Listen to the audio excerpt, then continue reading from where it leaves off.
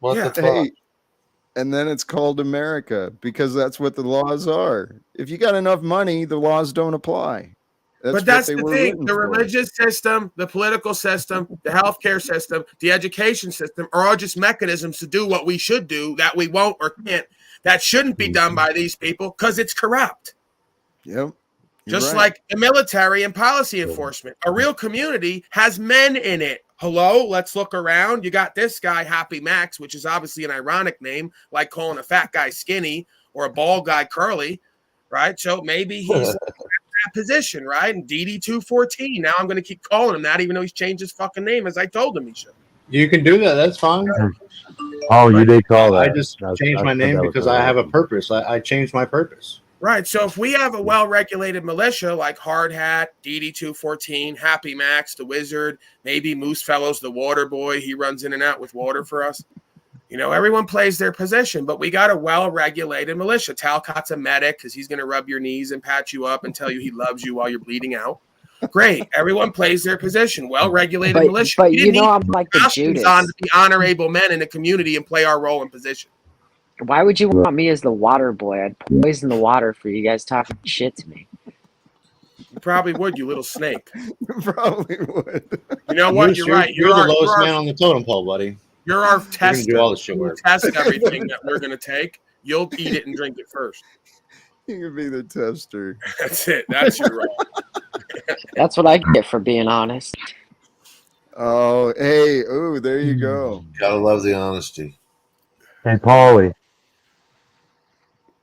Yeah. Mike's still not working. You're working. I'm working now. Okay. Hey, man. All right. So I've never met. Let's see. I've met Wizard, Scott. I've met. That's it. Yeah. Long story short, Steve and I, DD214, and I got into watching you guys about the same time, literally. Yes, you guys started watching porno. So Yeah, like exactly. This and porno. Yeah. See, Well, I've actually, Moose, we found your OnlyFans page first, the one with the donkeys. You know the one I'm talking about. Right. yeah, yeah. that's why I go to Mexico every winter. Exactly. So, anyways, long story short, man, I've had a lot of life changes since I've been introduced to the kingdom of Unslavia here. And you guys just didn't know I've been introduced, but I've had a lot of awakenings. I've had a lot of findings. I've had a lot of life changes, a lot of happenings. Steve can verify all of which. And I'm just here to see when Steve starts having some awakenings, okay? Long story short, I'll give you a quick rundown. I grew up spiritually, grew up in the church. My grandfather was a preacher. Ironically, he was a lawyer as well. So I learned a lot of, and Max, ironically, are we trying to from go on a English. date Shut right up, now? Moose, you little slave. Listen, Fuck. ironically, Sorry. 100% from England as well, and was in Parliament law before he came and migrated over to the States and became a United States citizen, and then had to go to law school again and become bar certified over here. So, long story short, I grew up spiritually. I grew up in the law as well. But at a young age, there was a freak accident. I lost my father at the age of 15. And when this happened, I lost my world. Okay, so you can And cry that's those when you little became whiny. godless, right? I'm sorry. That's when you went against God, right? You hit the nail right on the head, sir. And I owe it to all you gentlemen up here right now that about 2 months ago I found them again. So, thank you, gentlemen. It only took 32 years. So, I just He's I'm been I just looking want to be for you. I just want to be present when Steve finds it, man.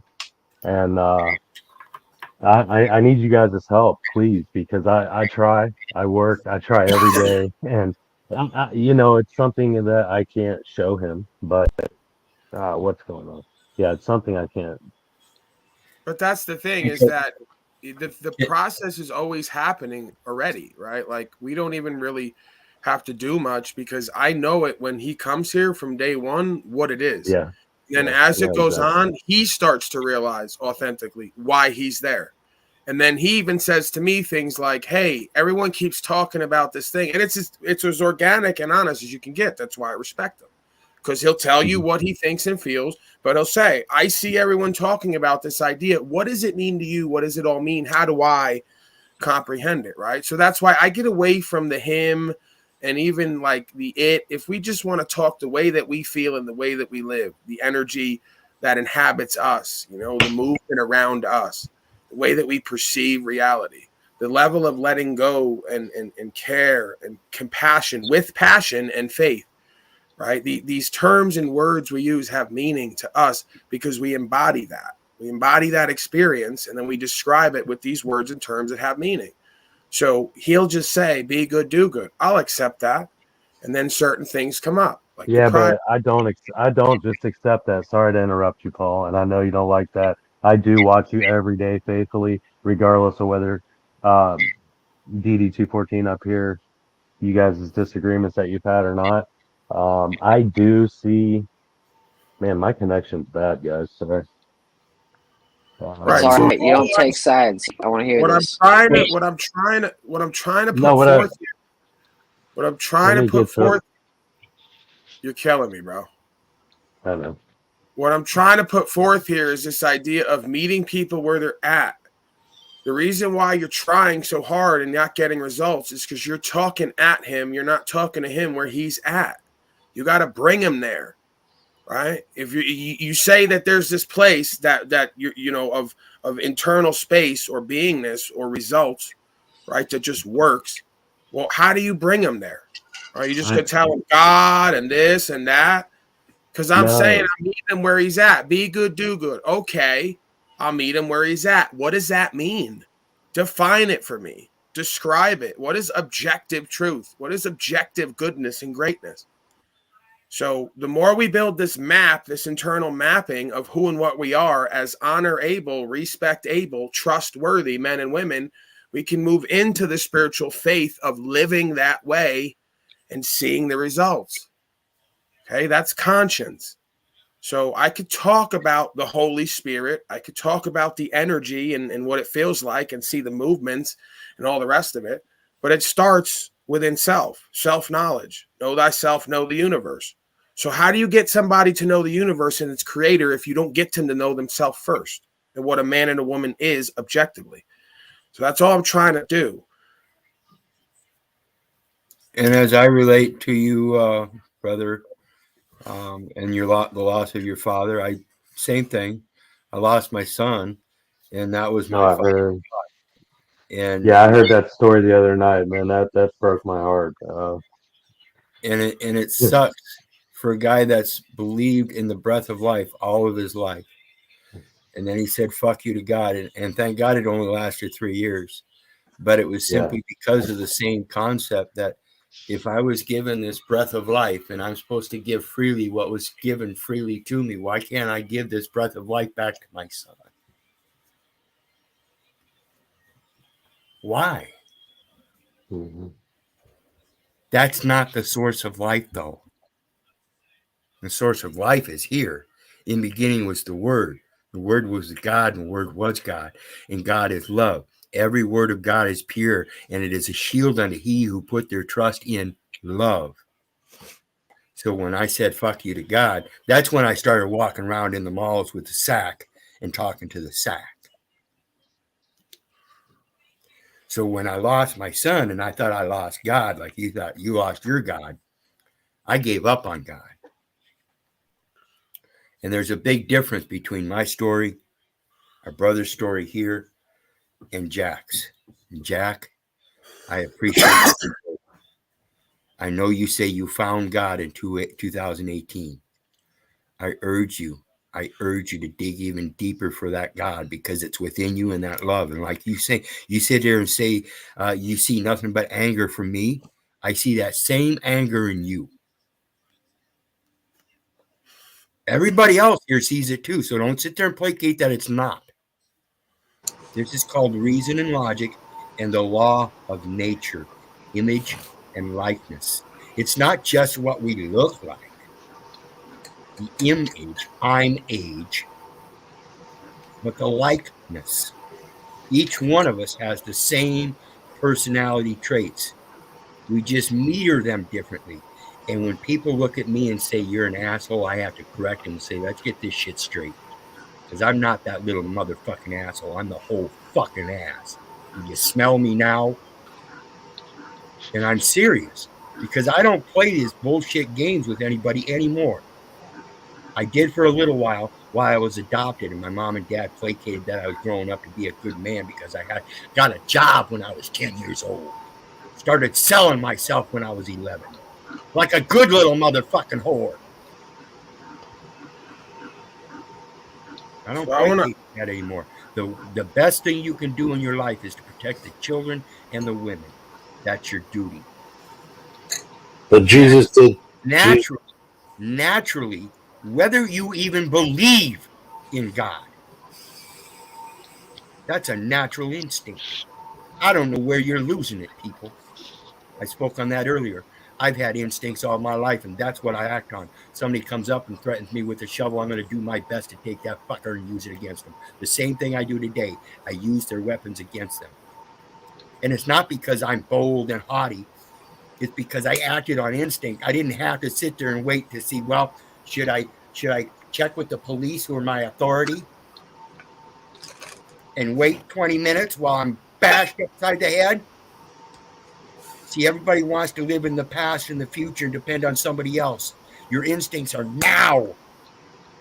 And that's what I don't understand about everybody else. You don't give a fuck about the now because right now you want what you want. And if it's fake, you'll take it.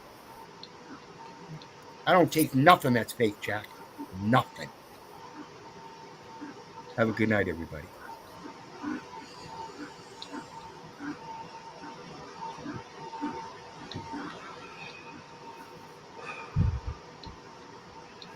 One of the things Jesus was clear when he was on the cross, he said, Father, forgive them, for they know not what they do.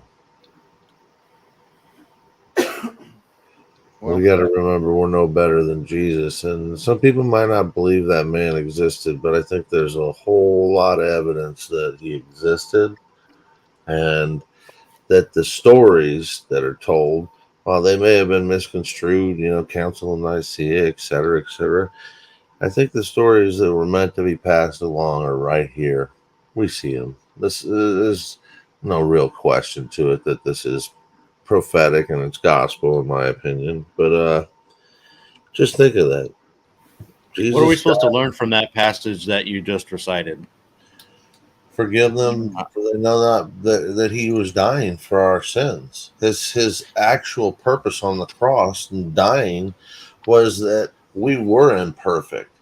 For John, what I told Jack last night is, what was John 3:16 about? Do you know John 3:16, John? Steve?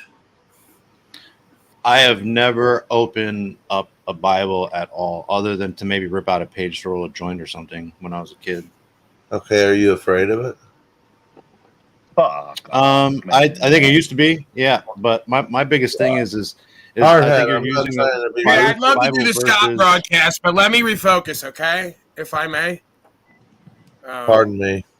Yeah, so, I just asked a question. we lose our connection when we lose ourselves in all this complication and mysterious language and feeler space. A lot of this is common sense, where you could just boil it all down, okay? I know you want to romanticize Jesus Christo so that it really feels the way it needs to, okay? The being was a man. The being did what was true and was right and stood up when everyone else didn't. So the being was put in a box and eventually killed for resisting and getting physical. There's no difference between that walk and the walk of someone like myself, someone like the wizard, or anyone else who upholds God's law and is met with the opposer. Okay? The opposition, who doesn't want God's law of love here and co-creation. They want duplication, emulation, and replication in a negative sense. They want a corruption. They want a mechanization. They want to turn everybody into a biological robot devoid of humanity and conscience. So we don't need to romanticize about a story about thousands of fucking years ago when we're all living it right now. If you're not walking in the truth, life, and way and upholding God's law, you're part of the damn mob. And if they put me to death like Chase Allen, I didn't die for your sins. I died because of them. So let's get it straight now if it ever happens. So you can't run that bullshit after I'm dead and in the ground and moved on to another experience. How about this perspective with what you said, that the stories in the Bible are they are us. It's a story of a civilization that was before us, but it was humans like us. And really the underlying messages of the story of Christ was love God and love one another. So what is God? And do what's true and what's right. Right. Perhaps. That's the part everyone keeps leaving out. Do what's true and what's right. Perhaps God is love. With humility.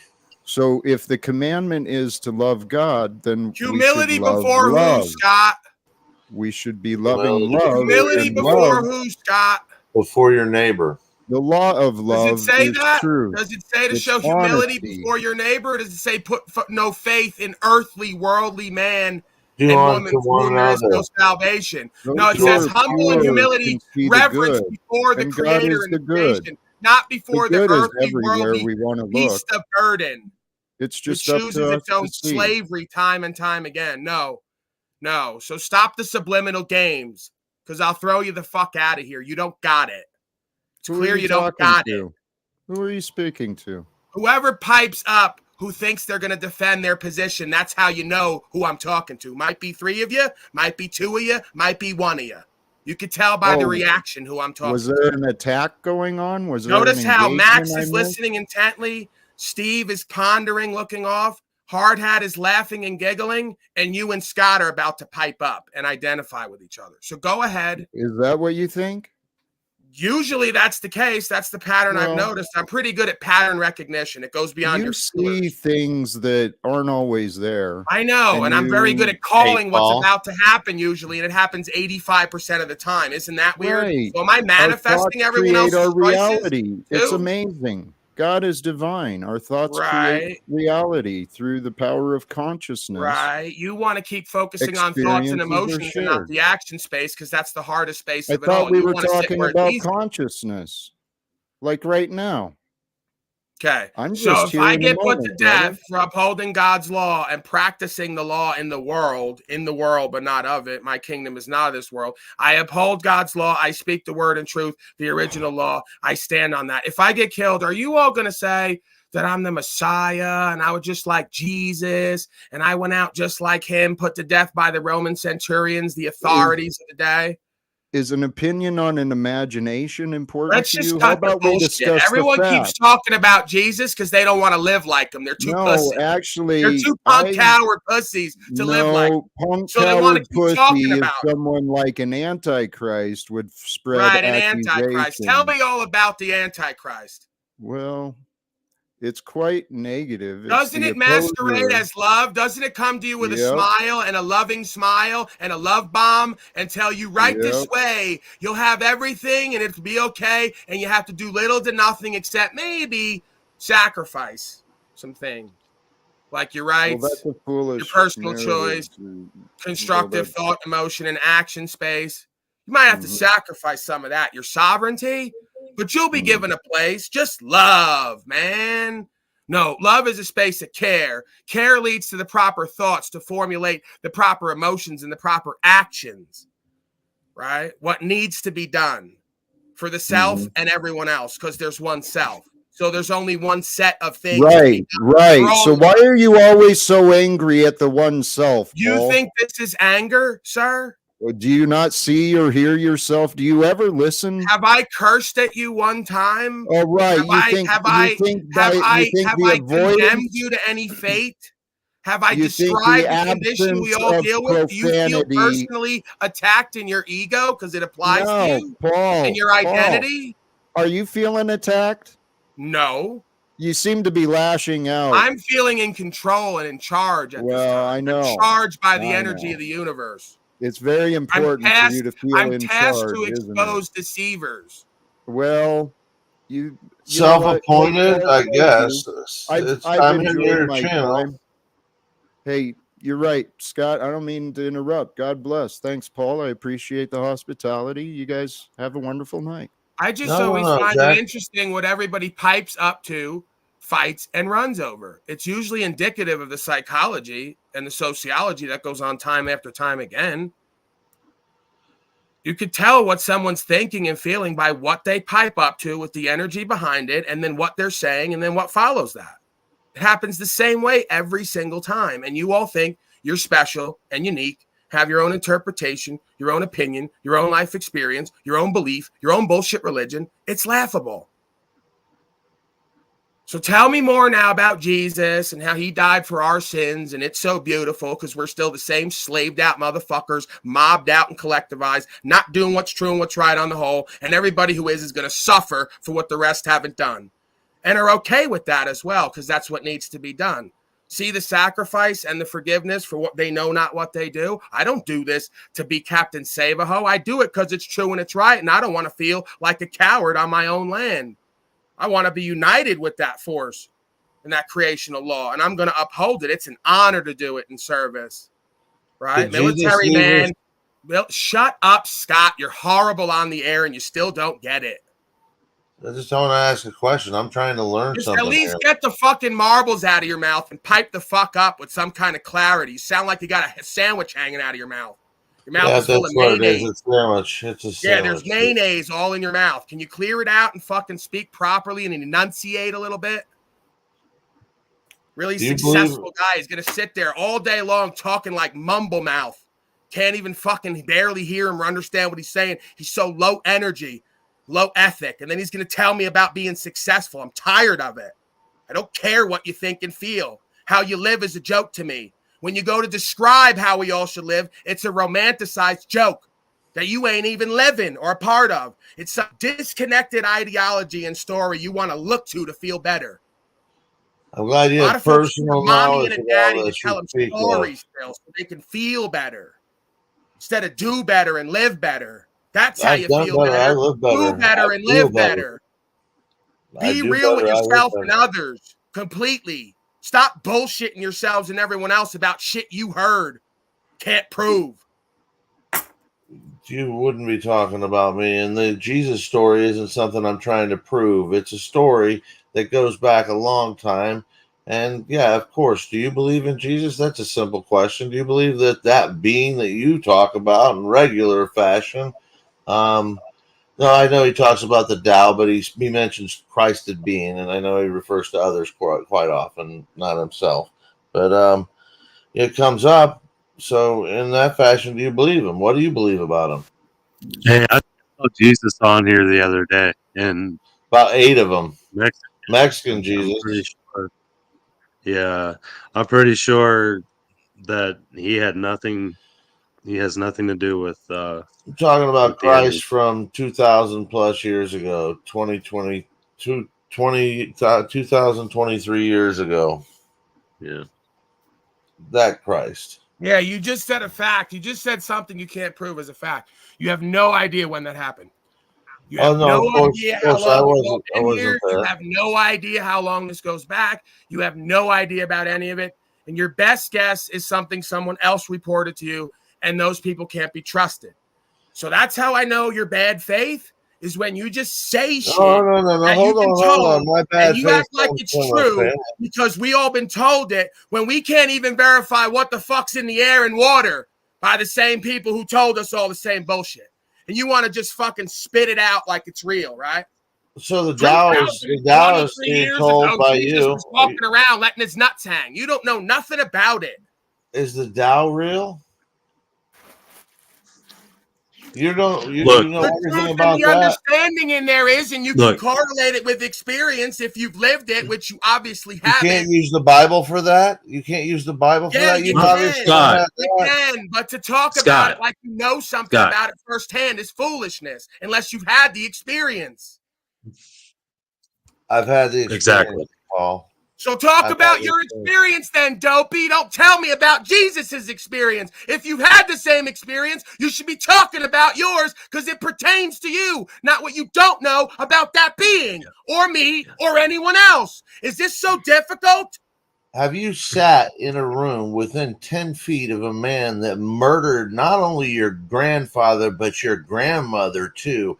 Had to look at him day in and day out, had to hold yourself to a church-like pew to fucking not goddamn have to stay away from your mother while she faced that same goddamn piece of shit. I don't know Had what I you're moved, I talking would have been about. Now locked you're out of the victiming. I courtroom. didn't ask you to tell me about your victim story, about your unresolved Forgiveness. pain. I'm talking about I didn't forgiveness. tell you to give me I'm a victim talking about. I'm identified not story. asking you to tell me a Tell me fucking about your thing. unresolved You don't pain. have anything I to said, tell give me. me your bear witness testimony to what the fuck is going to compel someone to listen to your chubby ass. Hey, where's your bear witness testimony? Because you were in jail? I've been there. What, you've done something I haven't done? Tell me what it is. Just describe to me the Christed experience again. Just go back to the beginning. Give it all to me again. What does Jesus mean? What does it all mean? How does it relate to us? And how do we apply it in our life? You tell me, Paul. You're There the you fucking go. Okay, gifted that's one. what I You're the thought. That's gifted what I've one. been trying to do over and over You again talk, for like 6 even months. even And your I got you father folks can't talking get over it. me and yelling out with some nonsense. No, nobody talks over you, Paul. That doesn't happen. Even your father can't talk to you because you won't talk to him. Right. I'm You not talk interested at in him. talking You talk to, at with, over, everybody. under a bunch of Listen, infidels shut who don't up. get what's going Can on. you shut the fuck up? No, I can't. I No, don't you need can't to because see you're so you. egoic. Your own You're channel such and an your own egotistical broadcast. slave to your own fucking Go insecurity. create your own way to the way. Insecurity. Stop using So everyone else in your insecure. life, you chubby infidel. Paul, I've never used anybody like you. You are a fucking quintessential user. Who am I I'm not using user here? friendly. I Who guess am you I feel to see using that. here? Who? Everybody, Exactly. anybody you Everyone. can. Everyone's a victim now. Anybody. Scott's a Everybody victim that comes to advocate. visit you, you'll Everyone's a use them. victim. Send, No, hey, you're a send punk ass son-in-law bitch. There's Paul 3 other men Unslavius. on the panel. I can Email, tell that because you can tell the way Venmo, they're holding themselves together. Patreon. While I you don't sit believe in there fiat and act like currency, you're but send fucking me some. embarrassed. I don't believe You in play shit. the I stand for unwilling rights, fool. freedom, and I play the principles. willing fool. I'm unfettered access to the truth, but pay me for it. What the fuck Oh, ever? another pocket watching hater bringing up fiat. Nobody's He's hating so anything. mad. You talk out of both He's sides of your so mouth, you mad. fork-tongued devil. He's so mad because I tell people to pay me for what I do and say, you little miscreant. I You knew have you were an nothing to be undercover hater paid for. the You're moment you fucking came here. mis-fucking You don't guided think that I opinion. see you and feel you long You're before you present your real misguided self, you opinion. bitch ass motherfucker. Why do you think I Hey, never go hug your dad. business Go deal hug. with you, Hey, bitch I thought ass you don't talk. I thought motherfucker? you've I been come triggered. from a world You've been that you talk triggered. down to where I got to Triggered. read you coming up the block because You've when been you go to triggered. give me the product, it's fake shit. I Nothing's wouldn't do fake a here. fucking business deal with you don't a have mile away. anything. I see you coming. So You by the don't have time you're up anything to next to me, I don't offer. even What listen is to you it? because you're a fake ass, false claiming, bitch ass motherfucker who's not real and got no real product. You want to use and play the system. Okay, I feel you. Why do I never have these issues with Hard Hat? I'll probably never have these issues with this guy. I very rarely have issues with Mr. Steve there over certain things, and we kind Tell of me get something it right. you've created You've besides been a this problem channel. since day This one. channel. Everyone in chat's felt it, and everyone who doesn't is inept. Tell me something and original you've created. Show me your and talents unable besides to this manage their argument. own Vanilla discernment Gorilla. there. Your Vanilla Magilla Gorilla Don't come shit. here no more. I don't Come need on, you Vanilla here. How many Gorilla. Tell times me will I have to something. tell you that? Because we're Something. going on 2 weeks of me telling you that, and you're still here, you punk ass bitch, coattail riding hanger oner. I finally got your dad to listen to you yesterday. I don't you give a dumb fuck about you getting my dad to do dumb what's right for his bitch ass either. I don't give a fuck. How about that? Do it. Maybe 'cause that's it's the right truth, for and you. that's why You nobody shut should the listen fuck to up you. You because just told the really truth. can't talk. You were honest for How's one he gonna fucking listen time. You to don't care you? about I anybody. know how my father thinks. A lot You like don't me in care some about him, ways. so what Very does it different in matter? other You ways. don't care He's about him. not gonna listen to you. You don't care about him. You don't listen to him. He won't listen to me and people who've eclipsed him in every area he'd love to be in. You He don't won't. have He's got anything so to much say. ego. You're just shouting at him. You're just Right. shouting at When him. I You don't have came to anything him to and talk showed to him him the about. Valdez that got 10 million views. Big that goddamn mouth. Big Shut the mouth. fuck up, you fat slave. I don't need you here. Why the fuck are you talking over me? You wonder why you got to get a little bit egoic on these motherfuckers? You wonder why? This ain't your place, bro, on any level. You didn't create it. You're probably never going to really be able to be part of it. You don't understand why. Your best efforts to endear yourself only push you away. I love this process with all of you because you never get it. Why you're never truly accepted. You know, you want to talk about shit you don't know about. You want to fucking proselytize like you're, got some firsthand experience. When I tell you to point me to it, you give me some victimhood, unresolved pain story. Can't fucking bear witness and testimony of an I am presence and understanding of your beingness and how it all relates to a Holy Spirit for this man who's asking for it. You can't do it. And maybe I am egoic because I think maybe I can. But this motherfucker's another one who came up today and said he's getting results coming here. So is it egoic when grown men, sometimes twice my age, come here and say, I'm finding God, whatever that is again, and I haven't seen it and felt it for 30 fucking years. So I'm resurrecting the dead, just like the scripture said, right? Bringing folks who are living dead back to life and reunited with the creational force. Get the fuck out of my face and let me work. This is service I'm here doing. I'm not playing your fucking fame games, star fucking celebrity name dropping games. They just don't get it on any level. They just don't feel me truly on any level. The ones who do are like, he's dialed in. He's right there. Your thoughts, expert panel? Let's bring Scott back up. Got a little bit heated, Scott. Hey, Scott, one question. Shoot fire. I'm listening.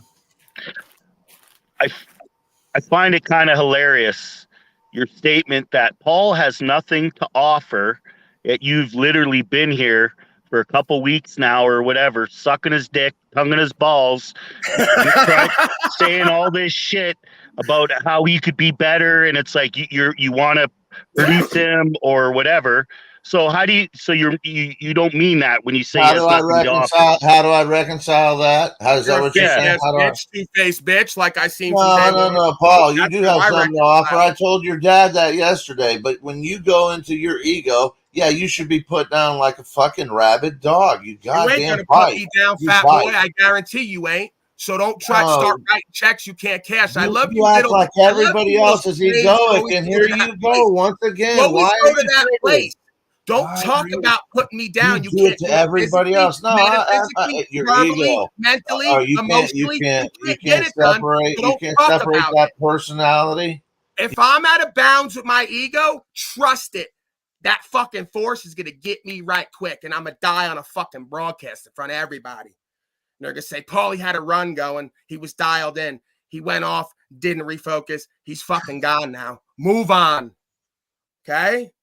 So let's cut the bullshit. You ain't gonna put me the fuck down. Shaitan and its whole army and 3 to 5 state ofs can't do it. And I don't think you're gonna get it done here tonight.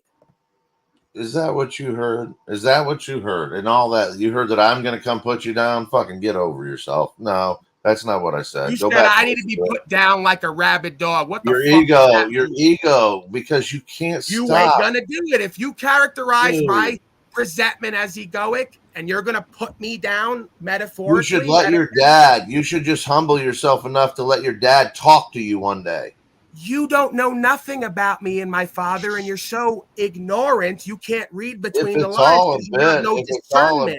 I don't know if you've gotten through to him. No, it's not a bit. It's quite the opposite. His life is a joke, and he's a complete manipulative, passive-aggressive narcissist who struggles for control because he's insecure in his ego. So he won't have a conversation with me privately or publicly. He will deflect and dodge. He won't answer any questions directly, and he will say, I'm a sick person and been crazy all my life, and hang up on me. Okay? Don't fucking tell me about a sick, twisted person who's been that way a very long time and received that way by many in the community for a long time. Okay?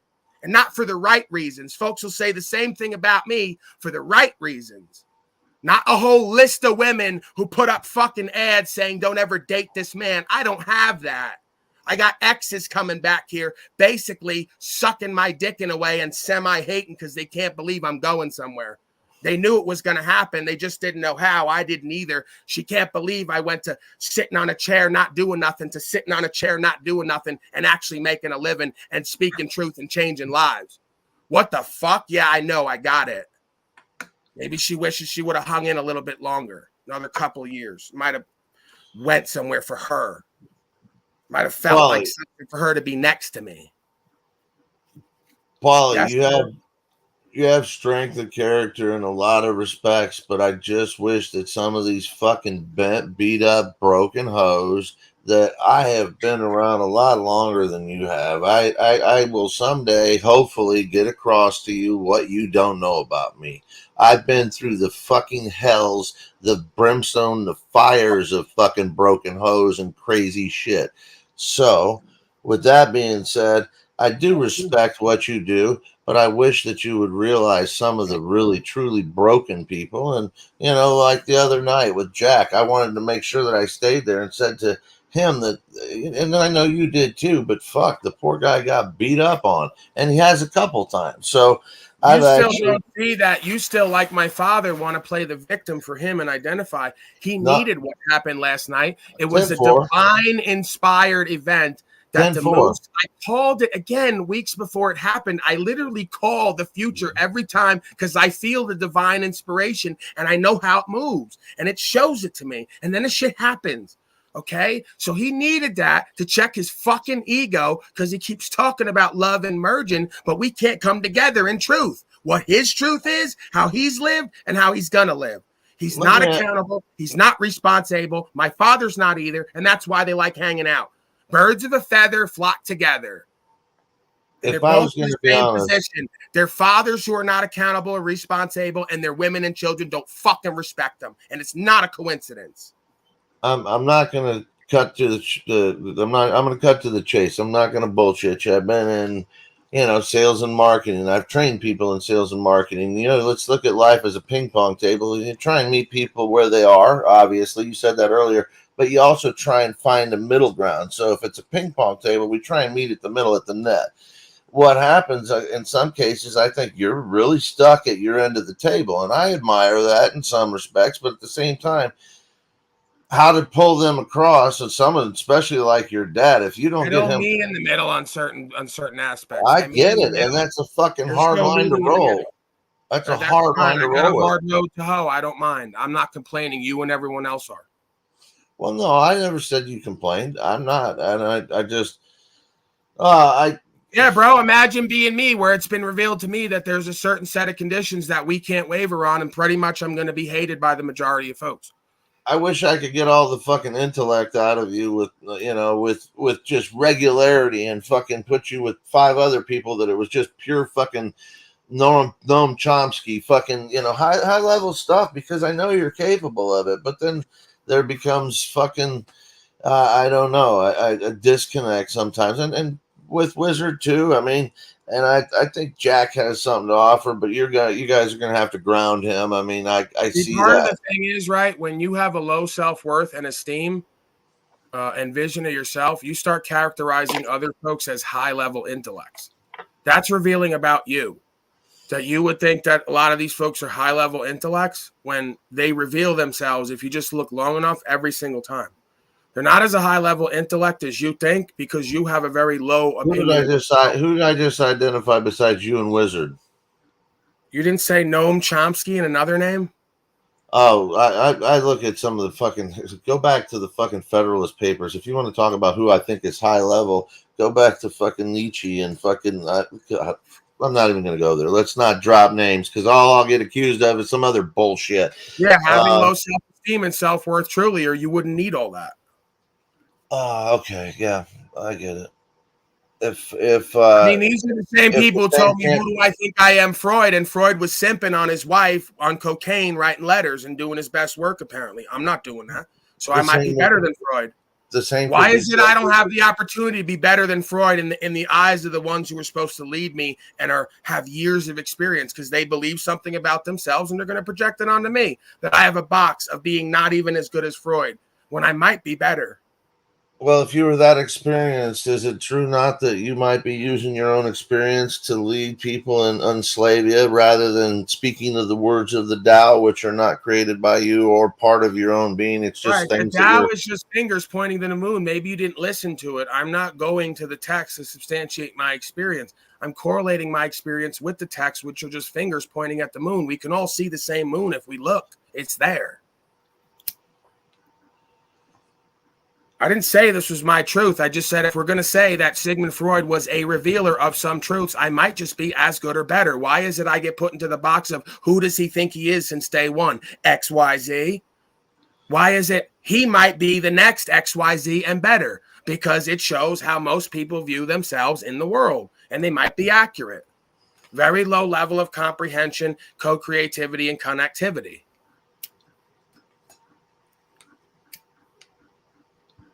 I would say you may be correct in other cases, but I wouldn't say, as far as my case is concerned, with probably 20,000-30,000 hours worth of co-creating in small rooms with people, but I would say that applies. So now that you're into the first 5,000 hours, I guess I don't know how many hours you've chalked up. I mean, you could probably tell me with your So analytics. whatever it is that you have more than me, right? No, I have not. I've never done anything like this at all, because we were very focus driven on what we were doing. It was not, thrown together and hodgepodged at all. So no, I don't have experience in this at all. I have experience with going in and paying for time in studios. I have experience in going to music stores and buying secondhand shit so we can make fucking recordings in our fucking garage. I have experience of putting stuff together from tapes, just literally fucking cassette tapes onto DAT to ADAT to DAT to onto CDs, and then we started getting into digital, and that's where you are today. It's just the art of living, right? Because the reason I do what I do is not because I couldn't prepare and do it probably just as good, if not better, than a lot of other folks. I'm not interested in competing. It's me versus me in truth. So life doesn't happen that way. Life is what happens in between making plans and recordings and productions. John Lennon. I'm trying to become an expert of life, or at least an expert of self, so I could talk about the art of living and getting the results that we all would want to get in every arena, and being fulfilled and peaceful and empowered. So a lot of times folks can't talk to me about the life experience they've had because they've not done that. You don't think that that's me here talking to you? I haven't done that. I don't know. Well, you're welcome to ask me anything, and I'm pretty much an open book. I don't want to get, anybody's name thrown out here or anything, but I pretty much fucking just walk the line and towed the fucking, the line that I talk about. So, I mean, it's not name dropping when you've actually done it. It's not name dropping when you've been there repeatedly. So, say it is what it is. What are you laughing about, Hard Hat? Why is giggling back there? Well, just with you saying it's not name dropping, whatever.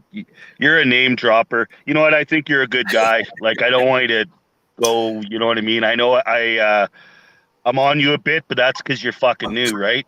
And just seeing how you go. But listen, I have a million fucking crazy stories. But it's like you do too, but you need to tell us all about it. And, I'm gonna name drop right now for you, Hard Hat, because my buddy just died a couple years ago, and he was literally my de facto older brother or uncle. He was literally very close to my heart, and for a very long time. And he was the violinist frontman for a very famous band. Literally, everybody thought he was my brother, the frontman for Kansas. Okay, he had a big beard like you, long hair. Do you know who that is? The name? Nope. violinist frontman for Kansas, Robbie Steinhardt, I've known all my life. He was picking me up off a fucking bus from school when I was a kid.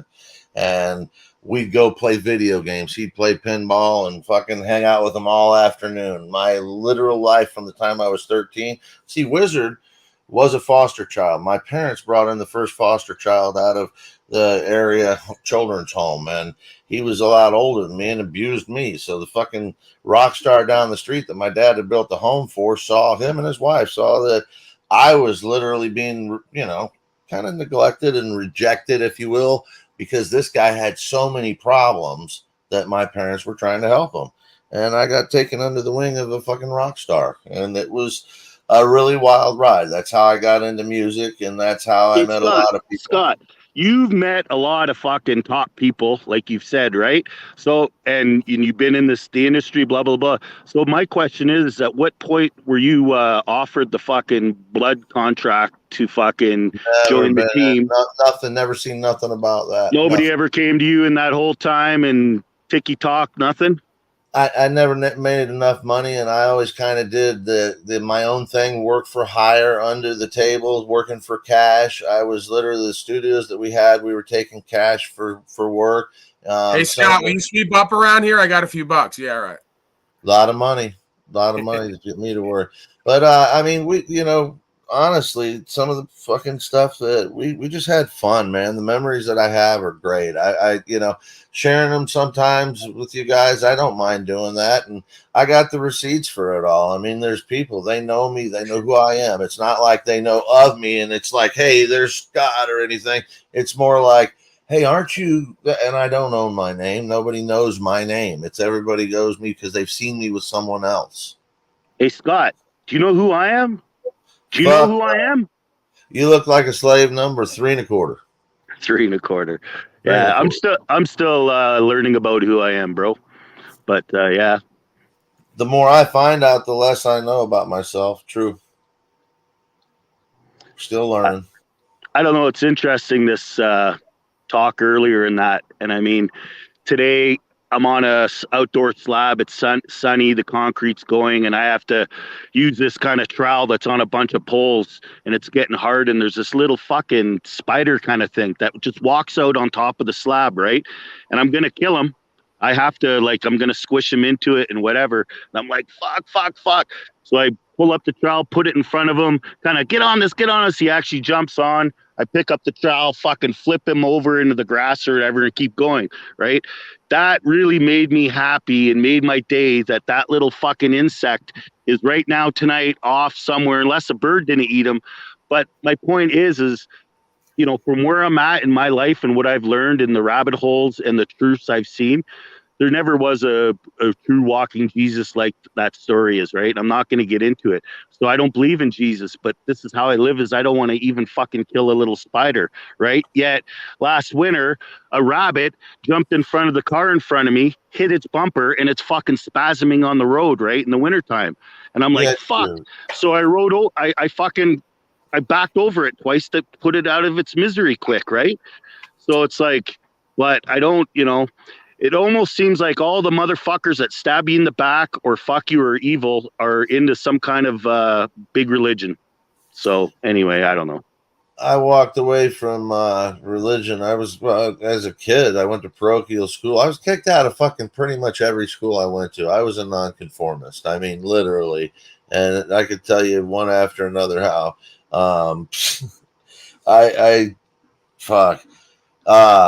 I mean, the stories are good. Another time I'll tell the stories, or I could share them, Paul. This is your broadcast. So, the first parochial school, I got in trouble for stealing a pencil that I didn't steal. And when the teacher basically curled my shirt up against my neck, you're stealing her pencil, the cutest girl in the class, an A student and whatnot, I pushed the teacher back and she flipped over a desk. And that was the last day at the Catholic school, grade school I was at. I think I was in 5th grade. Yeah, I was 5th grade at that time.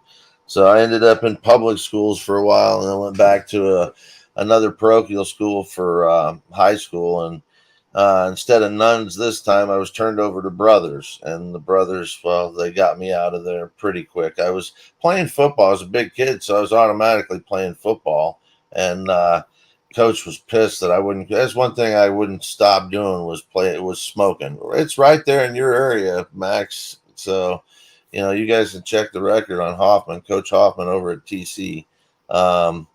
He couldn't fucking stand that I was smoking cigarettes, and that's what I as a kid I started because I was hanging out with a rock star. That's where I started smoking cigarettes, and at 13 I fucking kept smoking Marlboro Lights, and the next thing you know, I literally got kicked out of TC, and that was this is a funny story. Do you want to hear this, Paulie? Yeah. Hey, Scott, I was just thinking, continue your story, but I was just thinking, man, with your business sense and all this kind of shit, I don't know why you don't have your own little YouTube channel like Scott Storytime, and you could literally do, tonight we're going to discuss my time with this, right? And have a whole fucking stream on it. Why are you doing this yourself? A lot of broken glass. I'm just learning about it, dude. I've never fallen into this trap. This is the first time. I mean, literally weeks ago that, you guys are seeing me as I'm seeing you. So this isn't something I'm like real time studying this, if you will. I'm like real time saying, what the fuck is this? How does it work? How does it operate? Who are the players? Where are they going with it? And at least they have some of the same personal tastes that I have. I may not be like you exactly, but I'm tracking with you somehow or another. I'd have been gone a long fucking time ago. So Well, it's safe to say we're all tracking. well, let's get back to fucking getting kicked out of fucking high school, Catholic high school. All right. So I'm at lunch, and literally the fucking line, you're supposed to stop before you go in the little line to go in the hole where you go get your fucking trays. And as I started to keep going, I used the dean, his name was Jesse Rogers, and you were supposed to call him Dean Rogers, obviously. Now, I just come to this school because, well, I've been kicked out of the last school. So I go by him and don't hear him say stop. And he grabs the back of my jacket and pulls me and says, "Didn't you hear me?" And I said, "No, sir, Mr. Rogers." And a bunch of people laughed. And it's, of course, Mr. Rogers. It's a beautiful day in the neighborhood, that bullshit. So he gets mad and tells me I'm the last one in lunch line. Now, that happened to me. I've only been there for a week, and that had already happened to me before, getting the last one in lunch line, being a big motherfucker like I was back then. I didn't want to wait and then have to jam the food down my throat. I like to fucking sit there and eat my food. Plus, I brought extra money because I'm the big guy that I am. Needless to say, that fucking bullshit.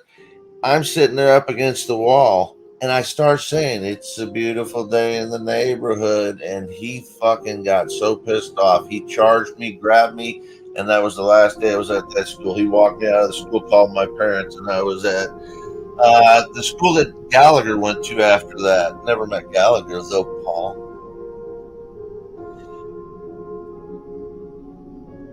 God is done listening. Yep. I got marbles in my mouth.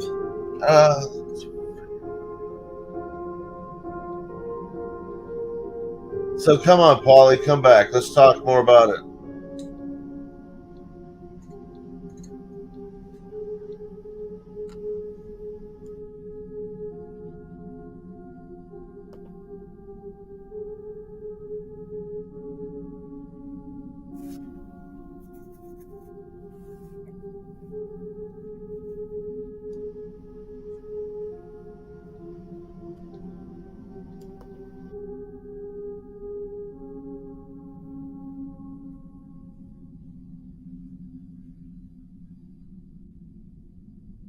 Yeah, that one fell flat, but that's okay.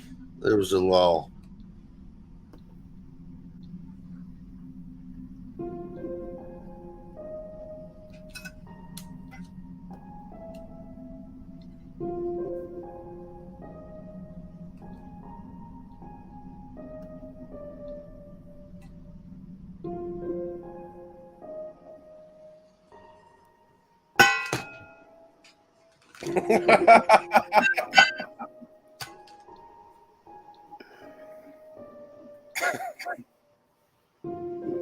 Hello?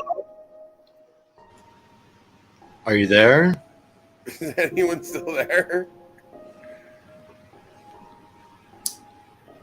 What's the purpose of believing in the Bible? Oh, that's an interesting question. The purpose in believing in the Bible is to feel better. Because if you know the truth that's encoded in the Bible and you're living by that, it would not make it necessary to believe, which requires a choice on the Bible. Similar to Jesus, that's my perspective. Right? So, purpose, whether folks knew it or not, it would seem to me, believing on the Bible and believing on Jesus is because they don't have the first-hand experience to correlate, which would not require belief. It would be a knowing. A knowing of what, though? That's why I'm the purpose of believing. Okay, so we went from purpose to believing. What? How does that? Is that making you better than what you are now? Well, that's the thing, right? That's why I'm not an advocate of blind belief. True faith is demonstrable, definable, experiential, explainable. It's not blind. It's not blind faith. So we're back to the sacred Trinity since the beginning of time: thoughts, emotions, and actions. Beings, thoughts, and emotions and actions will define them one way or the other, inside and out. So, are you peaceful? Are you empowered? Are you inspired? Are you loving? Are you co-creative? Are you principled? Do you stand for what's true and what's right? Wouldn't that be the most worldly way to describe an otherworldly feeling? Being a man, an honorable man, something maybe many of us have never known for most of our lives because we've never seen that and been shown that truly. We've been shown the symbols of that, the representation of that, the representation, right? Representation. This is where I talk about the military and policy enforcement. What does the Tao say?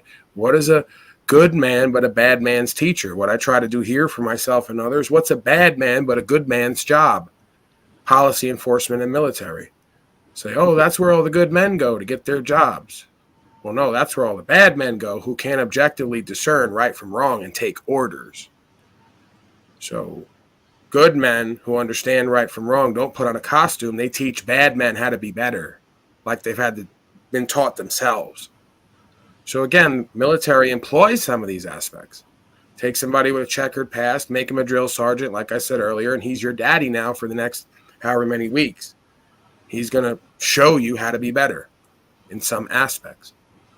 Right. So it's an idea, it's a concept, it's a way, it's a lifestyle more than it is a belief or a religion or a culture. Right. You could call it a culture, but there's no cult because it's an individualized, self-governing understanding of self that when shared with others and taken in and lived from that space produces better results than not doing it.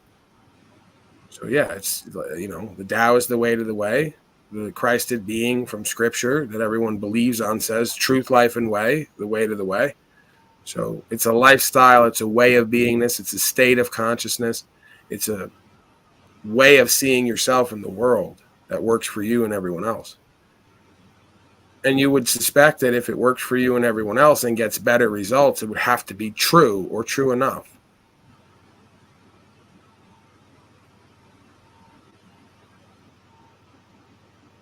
Why does the Bible even have a purpose? I think my question to that is because from what you're telling me is having a belief is going to make you feel better, right? That's what you initially said, make you feel better. Well, I already feel better. I already know that I have integrity, and which most importantly is when no one's looking, of how you carry yourself. So when you get to that level, I don't know how much farther I can take it. That's why I'm trying to figure out this. Everyone is into the Bible and the spiritualness. I'm looking to see what's going to make me better that I'm already not. If it's just my ego thinking I'm just the best I can ever be without it. And that's why I focus with you on the idea of self-knowledge. Because I think the more that you look at yourself and your past and present and what you see as your future, and you kind of look to the root, the cause and effect of the being you've created and been creating along and where that growth is or hasn't been, I think that's where your breakthrough comes in, where you see this bigger purpose, right? This is really what this is all about. It's a way to have faith to see a bigger purpose in life, right? So if you can see the connectivity with all life and all beings, you're going to get better at your relationships. right? You're going to get better at resolving conflicts. So spiritual faith, right? Spirituality, metaphysical understanding of self, is just a way to have a better life where you know more about yourself and what you need to do here and there and what you're not doing and have not done. And then it gets that pride out of the way, right? That's why we talk about that pride earlier. That false pride a lot of times is a cover up for not looking at what we've done and not done. So all the folks everywhere, oh, I'm proud of my service. Well, what did you actually do? Oh, let's not talk about that. What do you mean? How you came back all fucked up and had to go to the VA for medication because you followed orders and did some fucked up shit? So, that false pride will get you because you won't look at who and what you are and what you've done and not done and why you created a being who now you can't manage, right? And that's addiction, right? One of the cornerstones to addiction is when your life becomes unmanageable. I say everybody's first and foremost addiction is slavery, doing what the fuck they're told to do when they're told to do it and have no understanding why. They're addicted to that shit. Have you not noticed over the past years? So if you can't manage your own affairs and your life's become mismanaged in some or many areas, whether you know it or not, you're an addict. You're in vice, as the beings who put me in their stuff, vice, because addict, vice, bondage, all the same idea. So all this is a way to free us of all the ways we've identified in the world of something lesser true to who and what we are as a supernatural creation, right? I don't know if that makes sense, but I'm trying to give you the kind of, I guess, the bigger picture. Like you say, why would anybody even want this? Why would anybody look into this? Why would anybody take this and live from this place? To feel part of life, to feel part of the bigger picture, to serve something outside themselves, to feel honorable, to feel all those things that the military talks about. Right. I don't need other people. Go ahead. I think it's believing in something that basically there's no proof to anything, and if you don't know, you just say, "Oh, well, God did this," or "God created that." There's things are created this way we don't really know, but if you believe, that just explains it all. And so that doesn't make a lot of sense to me because I'm very systematic and doing research on proof. And yeah, but that's why I don't do that. You'll see the way everyone hates me because I won't talk about this. Your volume went out. Your mic went out. Paulie. Oh, yeah. I don't make the absolute claims that I can't prove because I don't need to. The experience is enough, right? So just from I can understand that. Yeah. So, I mean, again, when we talk about this idea of spiritual faith, all that really means is the more that I uphold what I see as God's law, which you could call universal law, it's localized in conscience. When you ascertain objectively right from wrong, once you learn the way to think, what to think becomes clear and self-evident, right? The founders on some level knew the way to think, or at least it was revealed to them. And that's why what they were thinking was concurrent with what we're experiencing, because truth is eternal. So I tell you, all men are created equal and endowed by their creator, the universe, with inalienable rights. Whatever created that, we're part of that, and we have a right to choose, right? So, it's self-evident. It even says it in there. But now we're in a time where what was once self-evident, or now self-evident to some of us, is very confusing and mysterious. But again, we just simplify it. If you want to call it a universe, we're in it, so we're part of it. There's a law within all of us, in our conscience, when we use objective logic to determine the next right thing to do. Sometimes it's do nothing, right? So every time that a Marine or policy enforcement goes out on a mission and a job and doesn't know why they're really there, or who they're actually killing and who started all of it, or how it's all going to end, their next right thing might be just to do nothing. Say, I'm not going to do any of this. I'm not going to be part of it because I don't have all the information I need to make an informed decision. And that would be blasphemy. Okay. Because I have to always have all the information as much as possible to use my conscience to make the next right decision. I can't go on what Dick Cheney just told me to do. That's ridiculous. So that's what I'm saying is a lot of times it's discernment and conscience of the next right thing to do, which If you don't want to go to spiritual faith, I'll take you to self-knowledge, objective logic, morals, and ethics, and that'll be just fine. And then through that process, you'll see the connectivity in all things, and you can describe it however you please. I don't need the term God. I don't need it. These folks need it for their life. I don't need it. It's another finger pointing to a moon. The moon is there. Look at it. The result speaks for itself. So common sense is just that. It's uncommon, but it's a common sensibility if we're reason able, objective logic, and sense able, empathic. So thoughts, emotions lead to actions, the sacred trinity that creates a result. If we operate correctly under the universal law, we get a kingdom of heaven. If we're skewed, we get hell on earth. And that's where we're at with the majority. They're creating their own hell on earth and slavery and genocide. And they're saying it's for everyone's greater good. Have you ever been asked if what your thoughts were on the flat earth theory? Sure, all the time. And I think that it's just that, a theory, like everything else that people choose to believe. They don't know, so they create a choice to feel better or feel control or feel empowered. Well, I don't really know, and no one knows, and I guess we're never going to really figure it out, we don't think. So what's most likely? Okay, this, I believe that. So that may be what's most likely based on what's out there, but you can't say that the earth is definitely flat. It's this, it's that. You don't know that. You can't prove that. If you could, it wouldn't be a debate or a theory.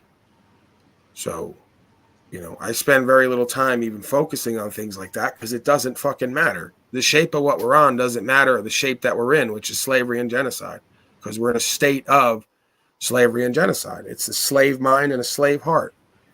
As the mind and heart goes, the man will follow. So I'm not even interested in that.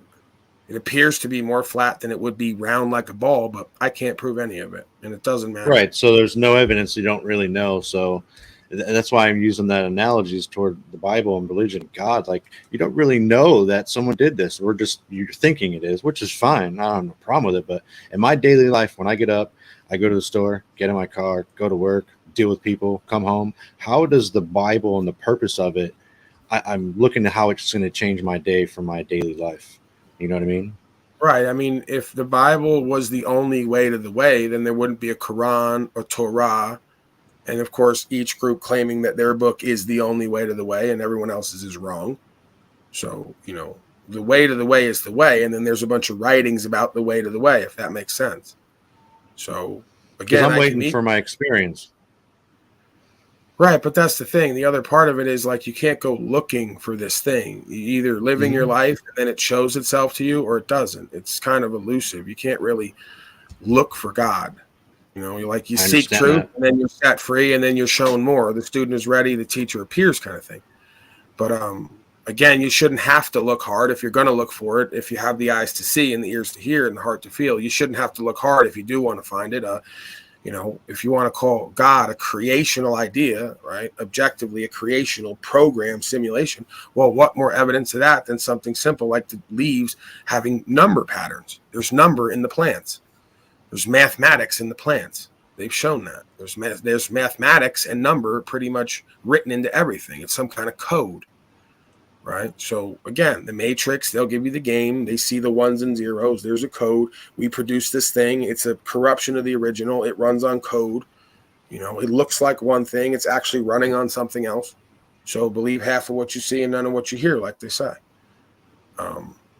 Yeah, it's a simulation, man. It's a hologram. Like I'll take all their worldly scientific stuff and I'll say, okay, it's true and it's real. I can see that. The parts of the parts of the whole and the parts separated are together, if that makes sense. That's what a hologram is. It means it doesn't matter how many billions of people you get. If you solve the problem of one person, you solve the problem of all people because it's a holographic realm. There's only one self. There's only one life. There's only one truth. There's only one love. If there wasn't, we couldn't relate to each other. Well, that's why a lot of us can't relate to each other because we're not living from those spaces. Those folks who are closer to live in those spaces don't have as many of the worldly problems as everyone else because their consciousness is in alignment, if that makes sense. So, I don't need to fixate on the Bible because it's not my talisman where I get my power. It's not my symbol of power. I just correlate some of the understandings that are in there with my own understanding and experience. just like you or anyone else could if you're, observant and aware, and you're not constantly projecting and identifying. That's why I say identifying, I don't think is a positive thing to be a student of life. You can't create impediments between you and that transmission. You can't create walls between it, right? I don't believe the quote unquote God or this force opens itself up completely to beings who call themselves police, who call themselves soldiers, right? And soldier, again, is soul dire, so that's more sorcery and mockery. They know how to keep the wall in between you and the transmission. They say, hey, bro, call yourself a soul dire. It's more green language, double speak. SOLDIER. SOL is light in Latin. It's the brilliance of truth, the light of the way. So they're going to cut you off from that. So you're a soul dire, right? Soul and soul is the same word. It's just a different conjugation, right? So the soul is the light within you. How do you cut someone off from the God, which is the light within them? The gateway, the way to the way, right? Well, you make them a soul dire. You get them to speak that. That's spelling. So you created a spell. You created an idea, a talisman, an identity, an idol, and now you're worshiping it. You're putting your time, energy, attention, and identity connected to it. So that's how they put the wall in between you and your truest light being, quote unquote, self. So that's why I say identity is the enemy of pure consciousness and awareness, because it puts a wall in between you and that experience. Once you take all those walls out and those beliefs about who and what you are, you get back to supernatural experience. And then the world opens up to you and it's revealed. You're part of a whole. The whole is part of you. There's an inherent reality and understanding and objective and purpose and mission here, right, that we seemingly have to undertake. There's a covenant, I guess. We're born into it. We didn't create it. We don't control it. We just become aware of it and then become it and do it.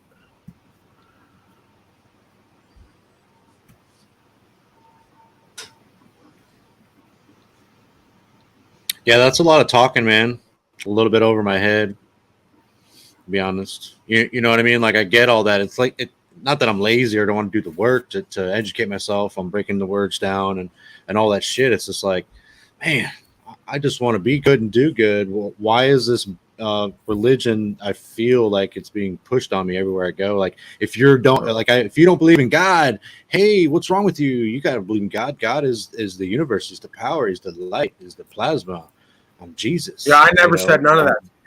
No, not saying you did. I'm just saying that's how I feel in general when I talk in religious context of basically panels. And yeah, these folks may even be having an experience that you're not. Maybe you're both having the same experience. You're calling it something different. You're mislabeling it. Either way, if these people are having an experience you're not, they're not going to get you to have it by trying to force it upon you. You don't work that way. I'm not saying they are forcing it. It feels like it's being forced. I understand that. It's like somebody who, and I'm not trying to demean you. I'm not even going to give that example. I'm not trying to put you beneath me or anyone else. But I was going to say it's like somebody, who has a lifestyle or way of beingness and it's not good for them or it's not the best they could be. So when they get an intervention, it's like, whoa, why are you forcing this on me? Well, it comes from a place of love and care and good intention. But if they can't take you there, there's no point in talking to you about it, because it just becomes, why the fuck do you keep bringing this shit up to me? I'm on my own path and my own journey. I'm trying to learn and seek truth. What else do you want me to do? And I respect that about you. I wouldn't respect you if you turn around and say, God and Jesus, and I believe on it. No, the thing that gets me to respect you is you're doing what's true and authentic to you and what you know, and that can change over time. And I leave it open for that to happen. If not, you're going to learn one way or the other, or maybe you got it and don't know it, or can't explain it to me. Maybe I'm misapprehending the whole thing. I don't make anything necessarily all the way true, but I will speak with confidence, confidence, and authority of the words of truth of my experience. That seems to be the experience of everyone else, whether they can explain it or not, who has access to state of beingness. I don't know. You'd have to be totally honest with me and yourself. Do you feel empowered? Do you feel inspired? Do you feel peaceful? Do you feel like you're doing what's true and what's right in most aspects of your life? Do you feel like your women and children respect you completely for your beingness rather than what you can provide? Do you feel like other men look to you as a leader in yourself and in the community?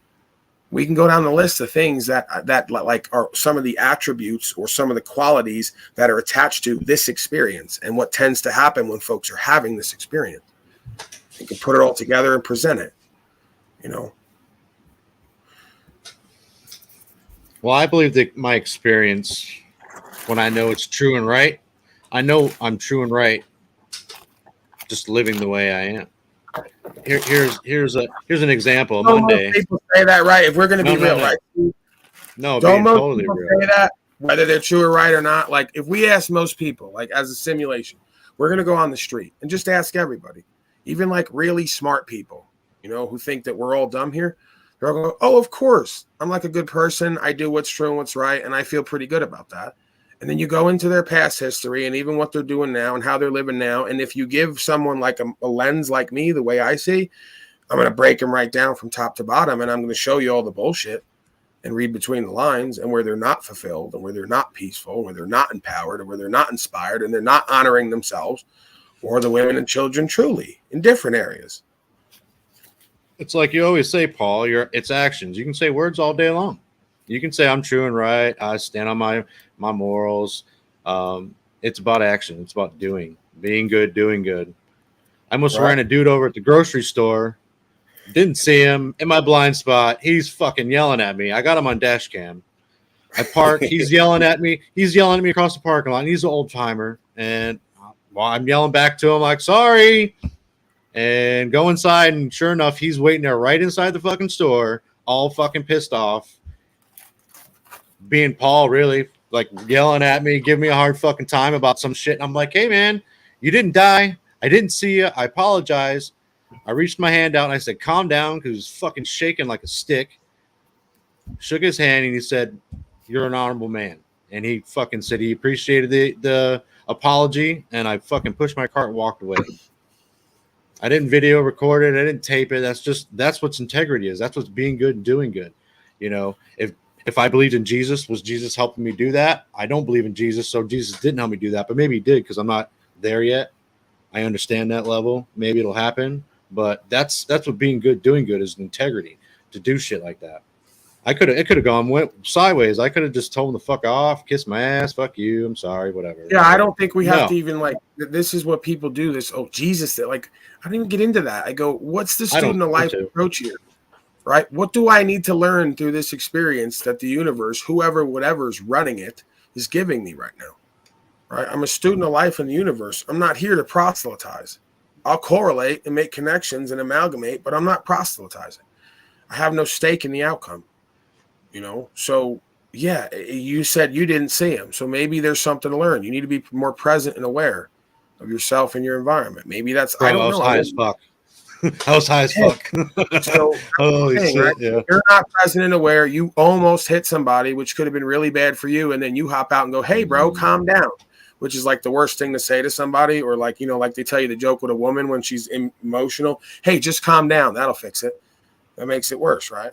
So, like, is there a space where you hop out and realize that could have fucked your whole life and you're so humble and reverent before the creation and the program because it probably allowed it to work out just the right way? You know, God protects babies and fools, like they say, or the universal program.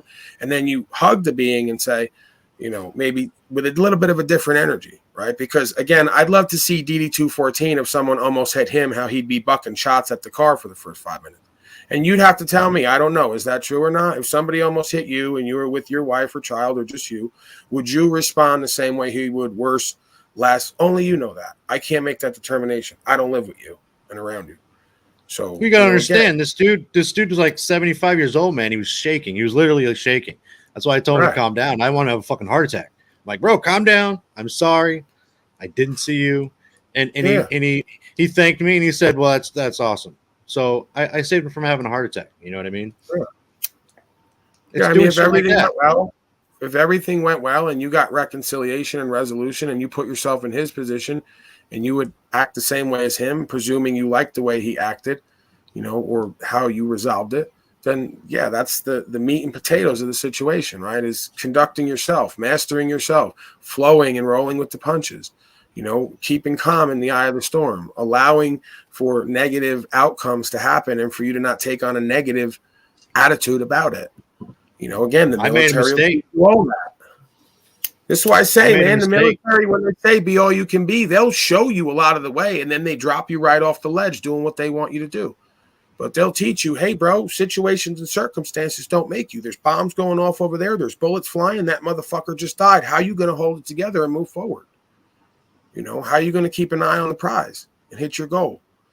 So, yeah, I mean, that's like part of spiritual faith. When you're like in a battle and you like, it's the worst ever, you got to find that place. And that's why a lot of Western soldiers come back PTSD'd out. The infidels, they come back PTSD'd out because they know subconsciously they weren't supposed to be there.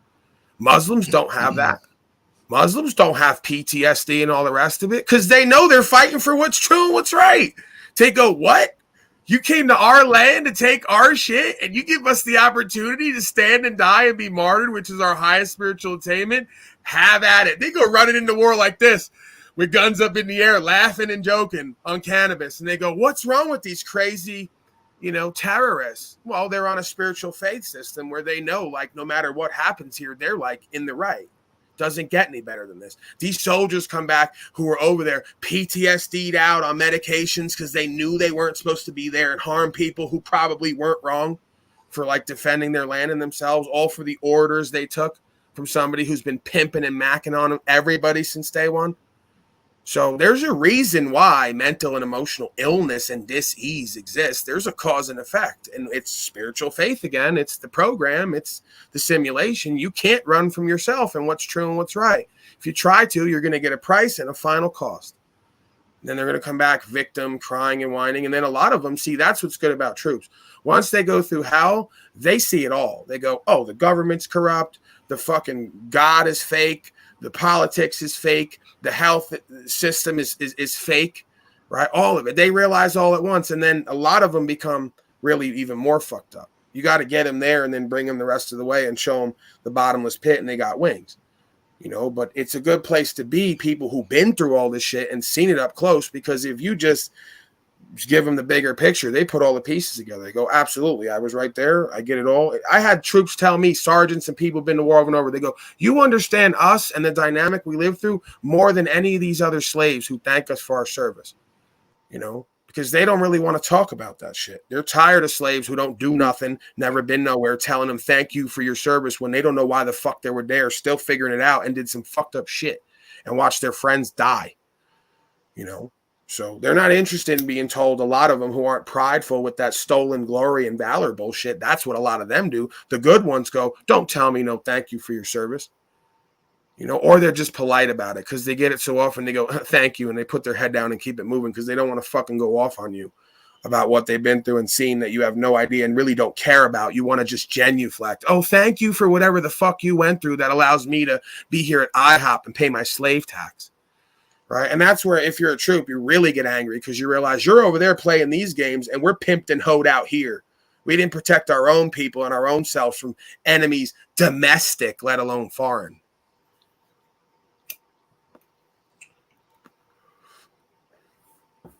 You get me fired up, DD214. That's why we need to do a broadcast together, because you know how to ask good questions. You know how to get me fired up. And you pretty much maintain your composure and don't, which can be good and also not good. Sometimes it's good to get fired up and scream at me. Call me a gorilla. Poker player, man. You got to do a lot of poker player. Right, Max? No, there's no game here, man. We don't have to hide from ourselves and each other. Can't hide from ourselves and each other. I've shown you that many times on this panel, man. They try to hide. They give me the poker face. It doesn't work. I'm a cosmic gambler, man. I see right through that shit. Even just the tells, right? Turning the camera off, that tells me somebody's insecure about their position. Oh, I don't even need to see their face. I don't even need to see their face.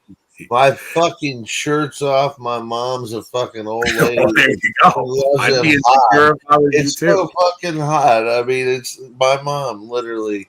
It's 83 degrees in this fucking house. I'm fucking 208 pounds or 207 pounds now. All 207 pounds. I buy that. Okay, 210 pounds. I know I gained a little weight eating Cheetos last night.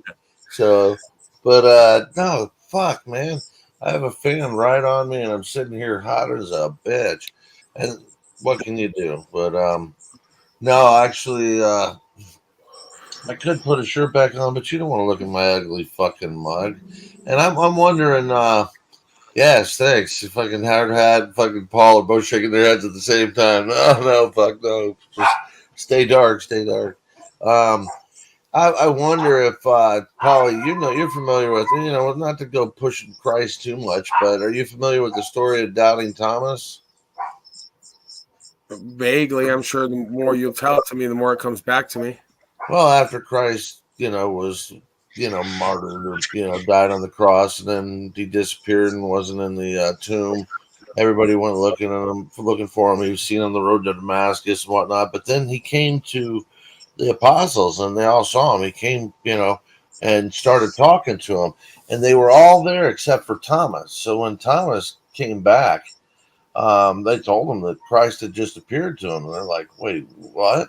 And Thomas is like, "Fucking no! He could. Christ wouldn't have come back without me here, just for all of you." And then that's when Christ reappeared and had Thomas put his hand in the wound and, touch his hands through the wound, see the wounds in his hands. Now, whether it's true or not, I wasn't there. But the story is, as Christ turned back to the other apostles, blessed are you who saw and believe, but blessed more are those who will never see, but yet still believe. Right.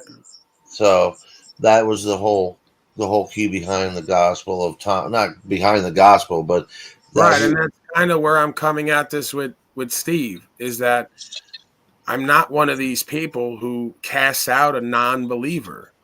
I don't need your choice for you to think, feel, and do what's true and correct and get the proper result.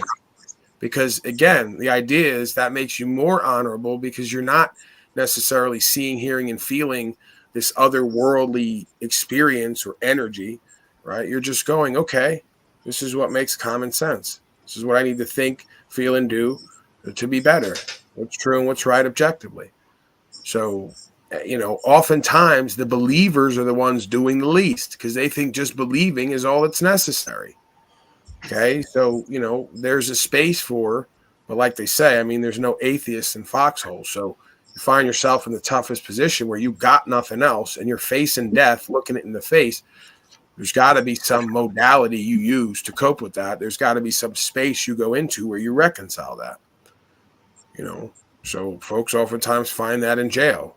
They have nothing else, and they have to look at their mortality and look at their lack of ability to choose. What can I do right here, right now with myself to mitigate the harm being done? And there's a space of beingness that you could say is the closest thing to nirvana you're going to get, where you just say, okay, I'm here for a reason.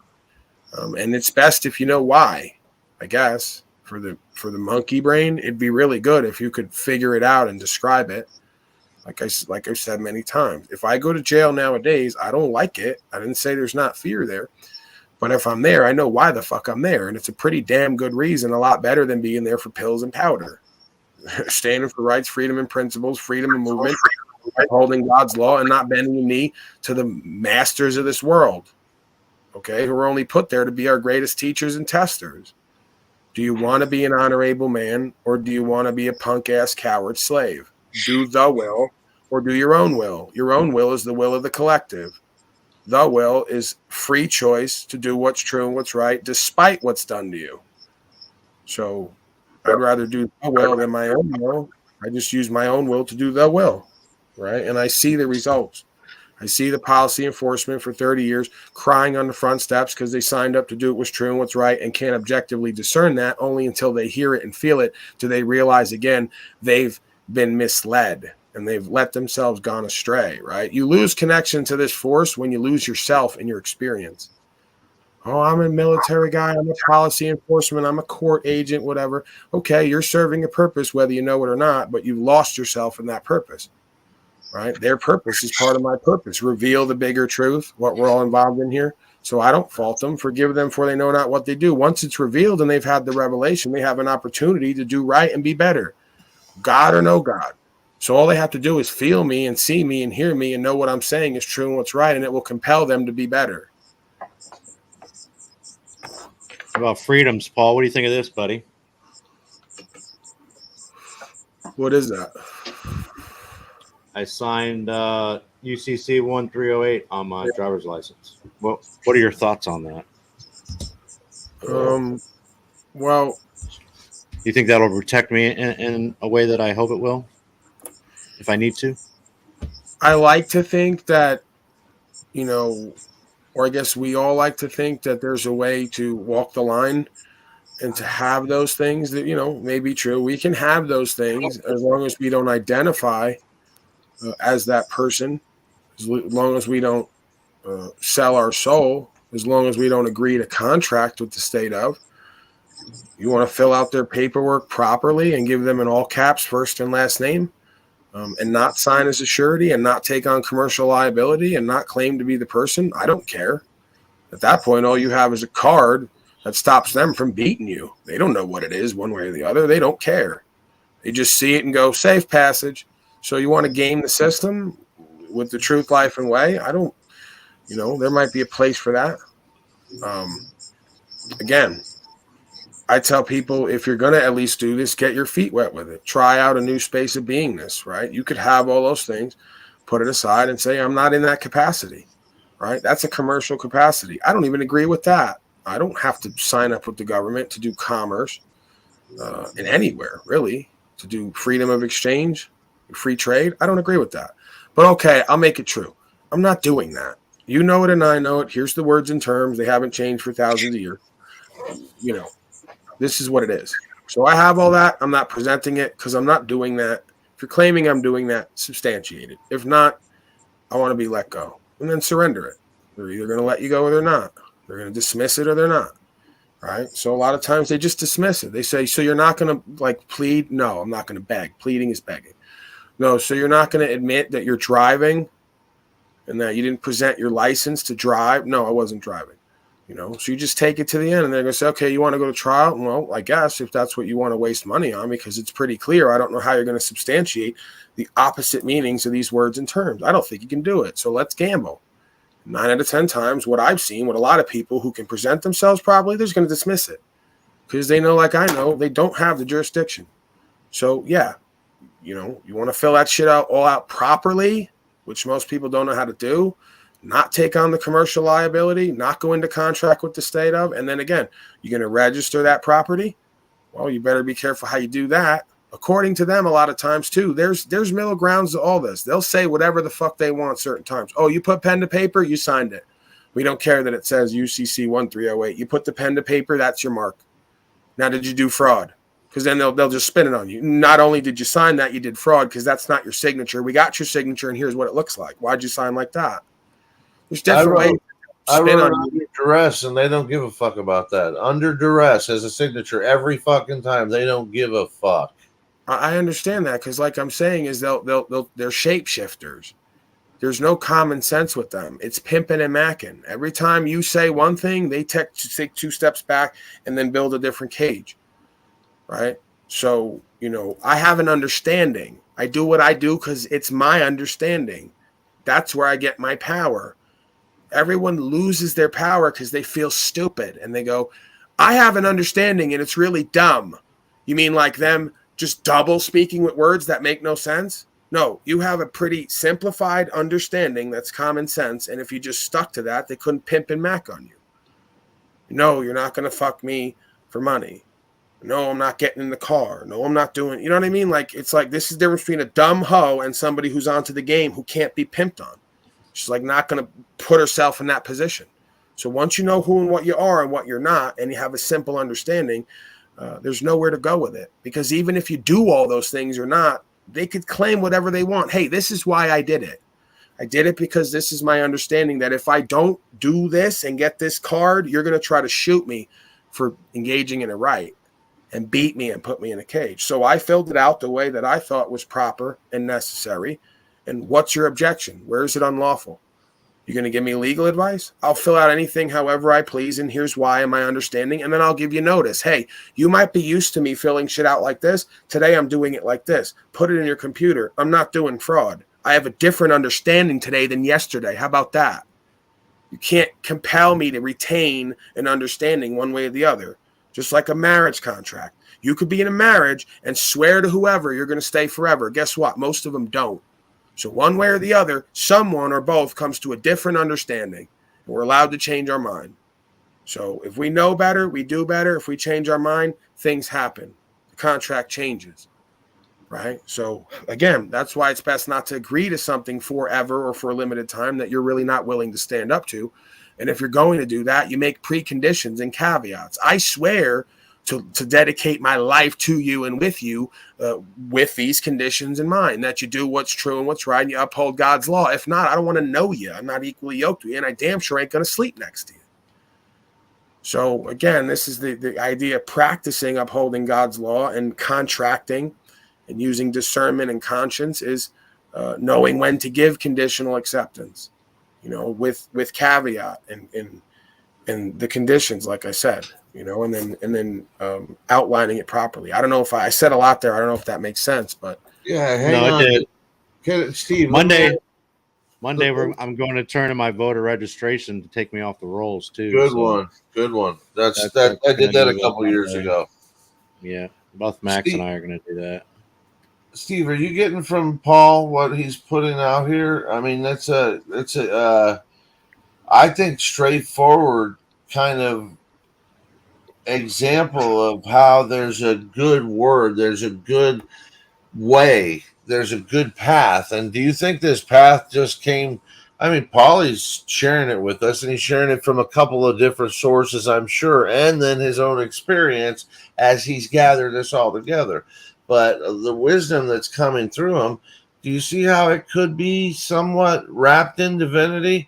Not giving Paulie any credit for having a deity type fucking personality, just saying that there must be some kind of divine purpose, because there is this good, there is how you contract with righteousness and with protecting children and you know what it is, Scott? It's interesting that you brought this up.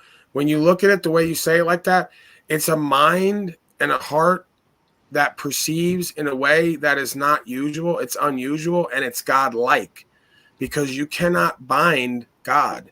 You cannot latch God to your words and your terms that you don't understand or are not being accurate with. So all it is cultivating a way of thinking and perceiving that cannot be bound by their double talk. Anyone, definition. anywhere, Yeah. right? Just like the God would. It's that you're going to use your words and your understanding to bind me out of a flow space and pure consciousness and awareness and the ability to respond and account for that. No, it's not going to happen. You can't get it done because I have conviction, right? There's a law there. There's something set in place. You're not going against it. So that's all that is. It's a way to a way. If you embody that, folks are going to feel you as being godlike. It's just virtue. It's just an ability, what they would say to be clever, but intelligent, right? Listen to what's being asked. Know the mind of your enemy. It's not my enemy, but they make me an enemy. So we're playing a game. My opposer, my opponent. Know the mind of your opponent, and you'll win before you ever step into battle. I know what your game is, to slave me. So every word you say, I'm going to pick it apart because I know the game is pimping and macking. Just like a hoe on the street. When she sees the pimp walk up, she already knows where we're going. So she gets hyper aware and careful and cautious and listens to every single word and decodes it and gives the proper response to make sure she don't get pimped and macked on and there's no misunderstandings. So once you see them and feel them, you know what they're going to try to do. And if you have a mind that's able to perceive and outwit them, right, well, then you're godlike, because everyone else can't get out of their own way and winds up becoming their own undoing, getting trapped in their own claimed understanding. Hey, this is like this, right? You understand? Yeah, we got you, because you say you stand under something that's not common sense and it's not godlike and it's not righteous. So as soon as they'll say to you, everyone knows this, right? And when you agree, they go, you're so stupid, because we just told you something we taught you that even we know is bullshit, and you just agreed to it. You can't manage your own affairs. You're incompetent. They don't want to hear from you after that. And I do the same thing here, and folks just cycle in confusion why I do that, because it's a simulation. Like 2 lines in, you've already said something that leads to a root of who and what you are. They know what it is, and you're now stricken as dishonorable and bad faith. And now you have only one choice but to comply. right? And then you can't serve two masters. So you're going to comply with who's the administrator of the affairs, or you're going to comply with what you see as God's law. Well, I try to administrate from the place of God's law here. So when I strike you immediately and put you in a category of bad faith and to try to reveal what the root of what I'm seeing is, most folks convict themselves with their own testimony. It's exactly like they do at court. They just don't know they did it. So they go, why'd they just hit the gavel and say I'm guilty in the middle of me talking? Because you just used words that have meaning and they know how you think and feel and now who you are. You're in contempt. You're a contemptuous, belligerent combatant. And you think you're a man and want to say you're a man when you're none of that? And then you want to talk about the law. They laugh at most of these sovereign citizens, how they present. Fucking laugh at you. And then I get the rap of me being a sovereign citizen. No, I ain't. I'll go up in there with that belligerent, combatant, egoic bullshit. Like, I'm going to run shit. I get passionate about truth, if anything. And I start talking like this and they feel it. But I don't, it's with reverence before the creator and the creation. And it's with respect for my opponent. Because at any moment, they'll have 3 motherfuckers come in and drag me off. And yeah, I'll level up with whatever they do to me. But it's not going to be pleasant either. So let's be real with ourselves and each other. Right? That's when they go, we got a man here. We got a player. He knows the words and terms. He's unwavering in truth, but he's not a belligerent, contemptuous combatant. He's a spiritual warrior. He's invoking love and care and forgiveness. We can't make him out to be a combatant. See, when I started on this stuff almost 10 years ago, it was 10 years ago when I first started signing those tickets and everything with UCC 1-308 and then just not showing up in court. Now, for those first 11 citations, I never had any problem. I got pulled over with the plates on it, and they gave me tickets for anything but the plates. Failure to have a seatbelt, no insurance, blah, blah, blah. But then when they got me on the side of the road and I realized, hey, wait a minute, it ain't going to work this time, that's when it hit me.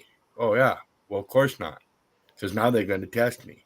Well, then when they tested me, I was that sovereign citizen in the court, fingering them, calling them all kinds of names, telling them they're communist bastards, and I ain't gonna do what you're telling me to do. Fuck you. Look in the parking lot. I'd be like this, Wizard. I'd be like this if I was Judge Slavin. I'd be just like this. Well, that's basically what he was. He knew what he was. I didn't. Okay. So, and I'm sitting there telling him, you go out and look at that parking lot. You see my truck out there with the private property placards. Fuck you.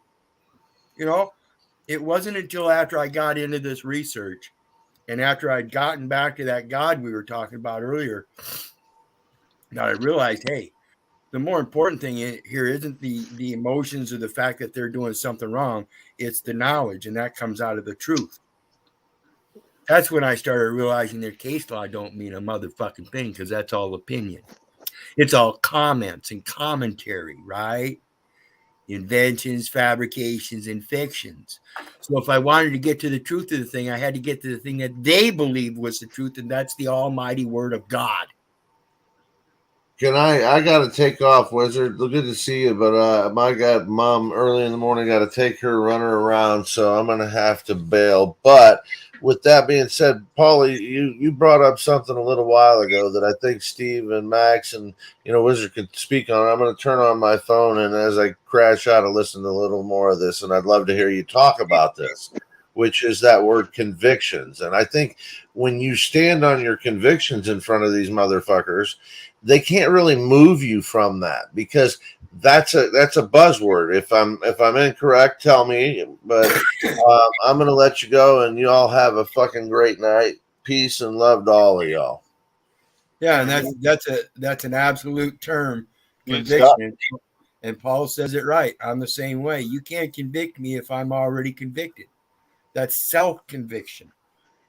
Otherwise, and then it comes down to the end of that trial stuff. That was when I placed my conviction on the record, and that's when I declared that given name and everything, and that was on the day of sentencing. That's when he wanted to get smart and try to hold me in contempt because I was trying to force the documents into the court, which he can't deny. So I had the 4 documents and the birth certificate, and I put them all into evidence. And they ain't messed with me since. File protection order renewed it 5 years in a row. Now, I don't know exactly what hit them in the face, but I do know I used the word of God in there in regards to the given name and showed them how they had no jurisdiction in any venue, and went through a list of all of the venues and explained each one why you don't have jurisdiction. Now, you want to bring me to court, and I'm going to testify right in front of everybody that they have zero jurisdiction in every jurisdiction, and I'm going to have that sheet with me. And Right. So our best modality, whether it's coming from Talcott or dealing with him, as he says, is to be loving and caring, but unwavering in truth, because I have to go sit in the box possibly, right? And I have to affect these people. So whether I have to sit in the box or affect them, that's my greatest source of power, right? Not letting myself get into that ego and getting into that anger. So, not that it's a competition. Again, I'll defer to Wizard in some places with all the technicalities, but 93 cases is there to prove a point that it took him 93 times to figure out what I figured out in 2 or 3, which is that I ain't in control of a lot of this shit around here. I'm only in control of me. And if I want the greatest result and outcome, I'm going to have to be the best version of me. Well, what does that look and feel like? Not me yelling and screaming, especially at a courteous event, as they say, right? Courtesy, which is how they spell it, the court. So you have to be courteous, right? And that's my default modality, even on here a lot of times. And then I get into that mode, or I come on with that mode. We're going to take everyone to task. We're going to address the facts of the matter. We're going to put it on the table, and we're going to play the game. We're going to compete, see who's competing. They're going to do the same with you at court. So I think it's a great energy to embody. I think it's inspiring and empowering. It's real. It creates good content. It's entertaining. And it gets down to the truth. And it also shows that most people live on fear. They don't live without fear. They live by fear. Runs their whole life. Afraid to come up on the panel. Afraid to address a gorilla in a trailer smoking reefer. Because they know that I got an eye for something. I got an eye for something, and it fucking intimidates them. So yeah, if you can't do it with me in a trailer, you damn sure can't do it with an administrator who's been doing it 30 years and seen every slave in the book come through there with the same fucking story. My dog ate my homework. You got to move them. You got to make them feel something. So you better be in a space of understanding yourself and where your greatest resource and power is. And it is a loving, caring, forgiving space, but unwavering in truth. I love you guys. I'll work with you. If you're going to have to take my head off here because I can't bend the knee to your worldly system, and that's the rules, I can't call myself an honorable man and do it day in and day out on here and then not show up at court and be even more moving there. I better be more moving there. And if you don't believe me there, well, we really got a problem. It's a problem for me, right? So I do this for those times.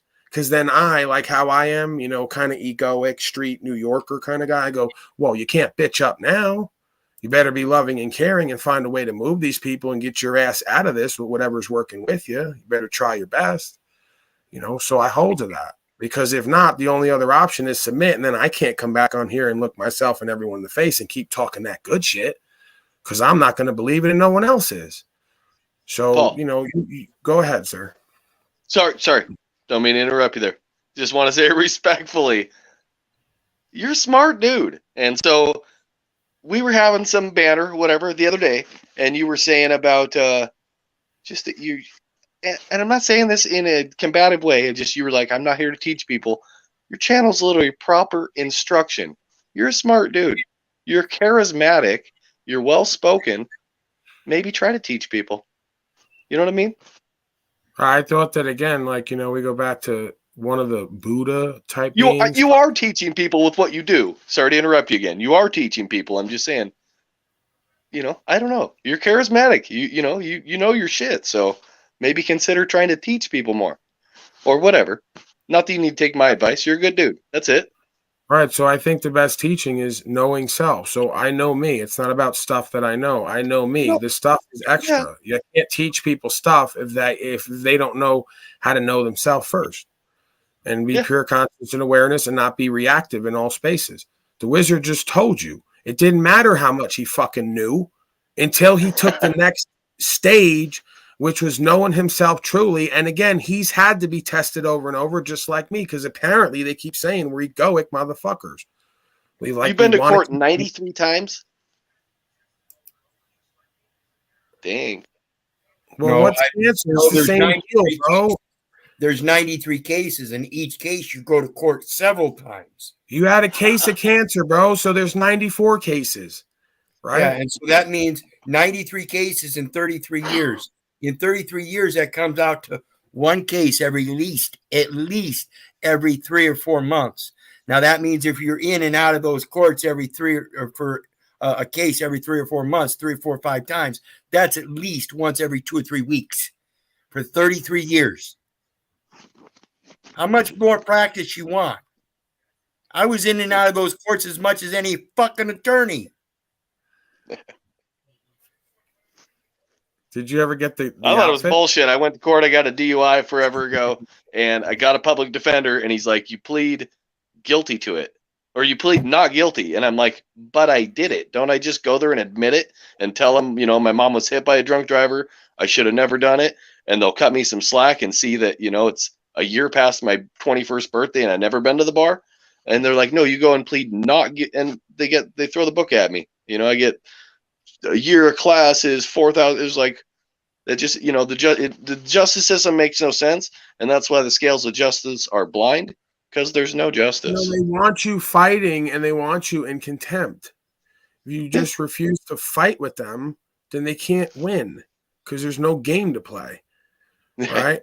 How could I ascertain guilty and not guilty? I don't even get that far because I stop them right there. Guilt comes from doing loss, injury, and harm. That's the natural mechanism, or not paying a debt. So show me where I did an act in which I'm compelled naturally to be guilty. So if you can't show me that first so I can make an informed decision, I may have done wrong I don't know about. So I tell him, "Hey, I'm not the most perfect guy in the world. I've probably done wrong in the past. Forgive me my trespasses, as you wish to forgive," that whole deal. Right? And then I go, "Hey, is there something I need to feel guilty about? Where's the wrong that I did? Please show that to me and bring the person forth so I can reconcile with my fellow man and woman. But if you can't show me that, I might actually did something wrong and don't even know it, but I definitely don't feel guilty. And I don't feel not guilty because I don't know enough." No victim, no crime. So again, it would be disingenuous for you to tell me to say guilty, not guilty, when I might have done something wrong. I'm willing to repent and reconcile, but you still haven't shown me where that is. So I can't feel guilty or not guilty. I don't have all the information. All I have is a belief on paper. Someone's belief on paper. I can't do anything with that. Just like I told the policy enforcement guy on the side of the road, all you did was tell me your belief that you were trained to tell me. I have an understanding and a conviction. Your belief doesn't move me because you got guns and other people coming. I can't let that move me. So, they have a bunch of beliefs. I have a knowing of myself and an understanding of the creation. I'm going to hold to that unless you compel me to understand otherwise. And you can't do that with coercion and duress. That's guerrilla pimping. It's not legitimate. So once you go to that, I go, "I don't even want to talk to you now because you're already shown yourself to be bad faith." So the whole point of court is to establish good faith. Honorable judge so-and-so, right? So I just invoke all that. I just invoke, what's in us rather than on us since the beginning of time. Consciousness and awareness and conscience. And the rule of law, like they say. This is the rule of law. It doesn't change. It's predicated upon a natural inherent value system that's within us from the creation. You know it and I know it. It says right there, "In God we trust." You going to break the trust or not? I'm not breaking the trust here today. Paul, I'm fucking tired, man. I'm going to sleep. All right. But hey, man, I enjoyed the conversation. We actually didn't yell at each other too much, man. Right. No, I appreciate the conversation. Everyone else, good seeing you. And suck a dick. Right.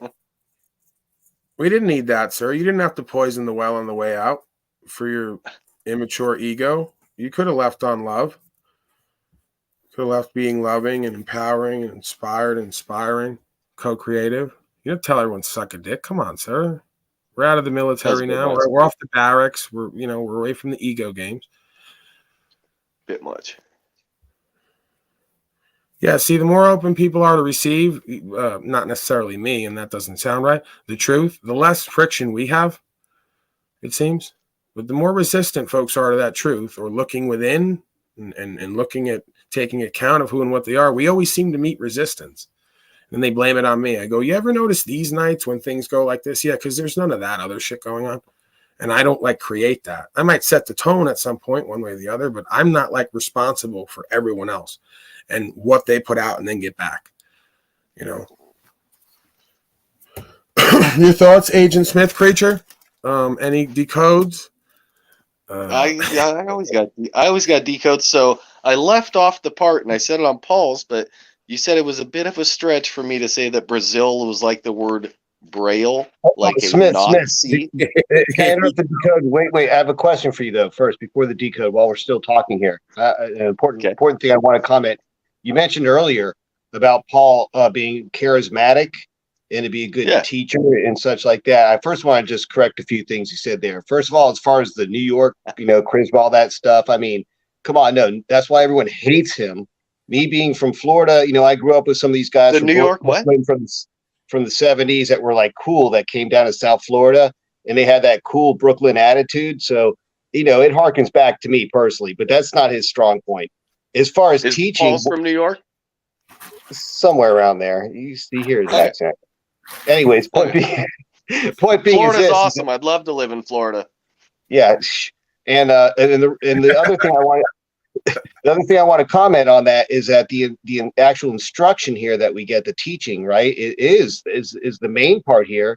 The motivation is what you hear people coming back and reporting, like when you see the guy flying in an airplane, or me and Wizard talking about going to the court and reporting back on these kinds of things for us. Because if you don't get some reports from the ground about the practice of these things we speak here, they're just empty words and speculation, and you can't act on it.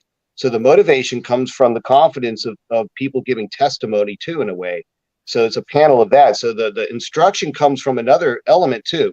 Regardless of Paul's background or Wizard's or anyone else's here, I learned something from all of them. And you can see how we're learning an attitude. And you're going to have to express it your own way. I mean, Paul's going to go in there and say, this is my truth and this is how I do it, because that's his presentment. Mine's going to be totally different than that. I don't have the proclivity to yell at the court like Wizard might, right? So I don't have to worry about that. However, I have to make my presentment just as authentic as whatever he would end up doing in his calm way to the court when he finally realizes the way to express himself. And what I find is that once you've taken that stand and you hone it down to where it's a sharp tool, it back and forth, like we do on this panel, as we argue, is really to sharpen our skills. When you go in front of them, they're all loose. They just do like Paul said, they never get a challenge. They're bored.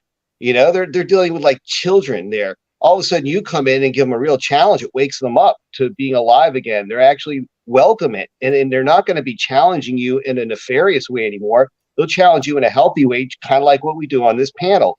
And if you can stand like you do on this panel, it'll even be refreshing to them, I've found. Some of them take. I always look at it, bro. It's the same dynamic, and maybe this is just my projection, as like dealing with a woman, right? Like you're kind of on the hot seat. You have to put on a performance. The most authentic performance is the best performance. So it's a game, no game, because it's really authentic to who and what you are on some level. It just flows, and you got to move them. So are we fucking or are we making love? Because we know when we're fucking, who's getting fucked. Right? If I bring it to a space of making love, somebody might get moved, right? And I might have my way, so to speak, not from an egoic standpoint, right? Because we know where it always goes to, intercourse, which is a contractual term. Someone's going to sign papers, someone's going to move papers, someone's going to make determinations. It's some sort of dealing, energy exchange, right? So like, again, you go at it from who's going to do the fucking, you're going to get fucked every time. You go into it, hey, how do I make love or create love here and be unwavering in truth? You're gonna get them going. You see it here with the women. The same way I present with the women is the same way I try to come at it with the court. I'm courting them, right? Isn't that what we call it?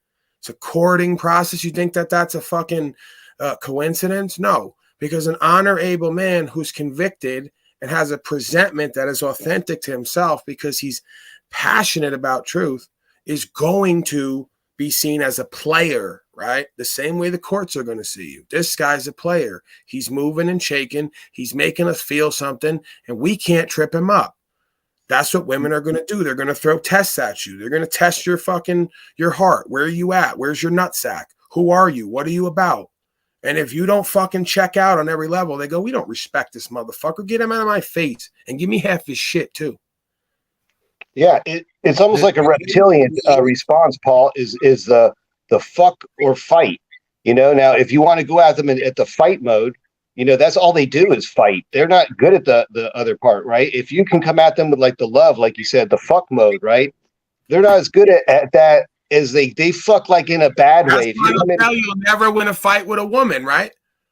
And then everyone does the whole head down, act like a child. You don't have to fight. If you would learn how to create love through truth, you'll lead them where they need to go, where everyone needs to go, and fighting won't be necessary. It'll be a detraction. They'll say, I don't want to fight no more. It's not worth fighting with Paulie, right? Because he don't want to play. He don't want to fight. He's not in it to be right. He's in it to make it right and do what's true and what's right. Took your power right out of the situation to play egoic games. And that's when you become age to court, the court age. And this is why you're not supposed to be afraid, but rather be courage. It's the same thing.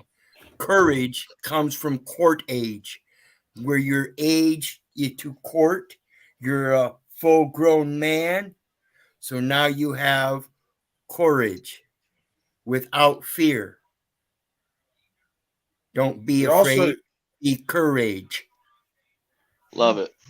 It breaks up every once in a while on this thing, and then I just said love it. I think it's because my phone vibrated. How about to be the wizard there on that one? Because that's why it sounded like it stopped. But it's also called the age of reason, right? So when you're reason able and sense able, you have a way with words and a way of carrying yourself that leads to more favorable results. They'll say the gods favor you, it seems like. You're not going to say God's like, well, the gods favor him. He seems to get his way everywhere he goes, with the courts, with the women, with this and that. I know what it's like to be on the other side of that, not get my way in anything, and be like a tantruming child and hate myself and wonder what the fuck I'm doing wrong. Right? A lot of it is the way to the way. Not even necessarily what you're doing, it's the way you're doing it. Well, fortune favors the brave. So, hey man, on the side of me there, what's your name again? I forget it. I'm so sorry. Well, I guess I'm the tribe today, but usually it's cult member. The tribe. 420. Yes. The tribe. Appreciate you, man. We're still playing cult. It's number 420. Some better interactions tonight with you. I appreciate that. Those are actually I appreciated your words. I was gonna comment in between. I forget what I was gonna say, and Paul too.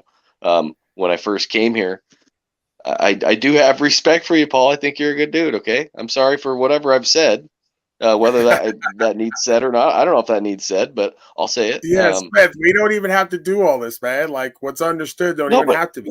That's like the kind of person that I am. Like I never have. I came. Like I originally came here and then I met Wizard that first time and it was like we really kind of clicked. I was going to comment back to what you just had. I got all kinds of wordplay with you. I got numbers. I got word. I'm different and I'm nothing special. I just did I talked with somebody 20 minutes ago. I'm shit. I don't come when I come into these things like I'm so smart. I'm nothing, man. I'm a piece of garbage. Okay, I got no ego. I'm nothing. So it's all good. We're not going to build. No, I know. I'm just saying. Or diminish ourselves, right? When you understand you're right where you need to be, and then continue moving forward and doing what's right, you'll be who you need to be and where you need to be with the people you need to be, and it'll feel right. So that's the thing. We don't need to do the pendulum swing. I'm Smith. I'm going to come in and give decodes. If you don't fucking listen to me, then you're a piece of shit, and I'm like going to be in control. Or hey, I'm a piece of garbage and I don't know nothing. And I'm not shit. I didn't ask for either of that. Neither of that works for you or anyone else. Okay. You see what I'm saying? You came today with a different way where you're just like, you're jovial, you're kind of happy with your life, where you're at. There's an understanding between all of us, and it's just kind of been flowing, and you kind of gave your decode, bounced out. You didn't obsess and fixate. So we're seeing progress. I don't know if it's like Talcott, momentary, hour to hour, and then we regress back to like the brows go down and we get angry and we start competing and dividing. I'm good at that. You know, like you like it, I love it. Like I'm really good at like browse down, talking about No, hey, truth, and Paul, eating. Paul. No, that's not what it is. Okay. Actually, No, I know Wizard you're made a not comment. wanting that today, and that's why I'm not giving you any of that. Okay, yeah. Either way, man, it's all good. So Smith, appreciate you you know having what? me on earlier. Hey, listen. I was trying to respond to whatever Wizard I said. told you that. Love what I you want guys more do. details that check out to me being godlike, as you've been pointing out lately. I gave you a couple in the chat earlier, and so what I was trying to get back to more. it Cleveland is Indians. you guys. Well, what do you got? Real quick, if anybody was listening earlier, I made the connection with Brazil and the Nazis in the movie Boys of Brazil, where they said that they took Hitler. Well, Brazil looks like the word Braille, like you cannot see because you're blind. Well, Brazil has the country code of 55, like an SS Nazi. And Braille is Tomorrow's bumps, and you have bumps on your lip, so I see the connection. I'm still on the boys from Brazil, dude. Listen, I was young when that movie came out. That thing is freaky, dude. That whole movie is enough. You could talk about that movie here and probably freak everyone out. Those movies they can't put anymore. Like the one we were talking about, Escape from New York. I almost forgot about that part. That's where the president's plane landed in New York, and they had turned it was a prison back then, and they're like cutting off his fingers. It's like, wait a second, that's right. You can't do that shit in fucking movies anymore. Cutting off the president's fingers because he landed in a prison. I digress. I was gonna say, Smith, as I just I'm gonna counter my own suggestions here, but as we learned here is that when you do your little shtick with the numbers, it's good, but don't overdo it. Always leave them wanting more, and then cut on to something else, and then you'll find that that little shtick is kind of an endearing part of you. It's just if it goes on too long. And it becomes a stupid point of contention. It's just unnecessary because it is cool. Part of your beingness and personality is like part of a character in game. Like we take ourselves way too seriously at the wrong times, and then we diminish ourselves when it's time to take ourselves and our life seriously. So, and I love that game we all play on here, one way or the other. Like, okay, we want to be caring and loving and get to truth and be unwavering and put our ego aside. Great. You want to flare up in your ego and compete over the results and what's on the scoreboard? Great. This is the game of life. This is what folks have been doing one way or the other, going into spirit or animal body and pendulum swinging back and forth. I could sit right in the middle because what is what is, and that's what I try to promote here with people. I try to get them to see like there's a middle ground to this. We can compete, healthy competition with results on the scoreboard so we can all be better and do better. There's room for everybody to grow. Or we could put that all aside and say, well, there's a genuine unification, love and care, oneself, pure consciousness and awareness. We're all one beingness. So it's not either or, it's both in tandem. We're oneself, so we better start acting like it. It better be like an information kind of thing, right? We have so much information or understanding of who and what we are that we're information. We're oneself, and we're acting out the same beingness on some level to get the same result individually and collectively. That's how this works. So there's no me and you and whoever else, and there's no what Paulie Boy did and didn't do, right? We're all doing this or we're not doing this. And then if we're all not doing this, then individuals are doing it and they get access to the idea of honor and glory and valor, which is fleeting because at the end of the day, we're all in slavery. So it's this game we're constantly playing. I'll step into that and play that. I step right back out and go, we're all still in slavery and genocide, and everything I've done and not done doesn't fucking matter. I'm not going to diminish it, but I go, on the whole, collective judgment, I have to now sit with everybody in slavery and then be fucking crucified for everyone else. Why not start a movement? Why not start a movement, though? The movement is already here, bro. It's been here since the beginning of time. What do you think's moving everybody to be better? You think I need to start? You're like a cult legend, like an underground type of like people know who you are. I'm not saying necessarily a celebrity. People know who you are. Maybe not a ton of, but I think people know who you are, bro. Like you could do something. You've seen that piece of trash, Zach. He gets 10,000 a month. People would donate for you to go and do causes. I'm not saying you got to go to the UN. Go talk before fucking Congress or whatever. Have you ever seen there's a girl named Sav Says. You should interview with her and go do different things. She's probably got 100,000 subscribers. She's phenomenal. She's beautiful. I know you got Jennifer or whatever, but She's so smart, and she's so, same kind of idea. That. She's maybe not a monogamy boy, right? I love Jennifer. okay. I got you. It's all good. Another definition. Your birthday. I need a woman who they keep pointing out isn't old, who's going to copulate with me and bring about offspring that Jennifer can help take care of. So is she of procreation age, proper age? Can I inseminate her? What was her name again? Sav. S-A-V. Her name's Sav Says. I want to work with you. Hey, no, listen. Once you see her, you're going to be like, she's beautiful. Then you'll hear her talk, and you'll be like, I could be blind. She's even more beautiful. She's fucking freedom-loving, God-fearing, and she's beautiful. And woman. She's so smart. She's so well-versed. But you were talking about monogamy. Here's a quick decode. Your birthday, 5389. Strong's Concordance 5389 is also wives. It's also wives, plural. Plural. See? Get it? There it is. Every once in a while, the guy will hit you with something.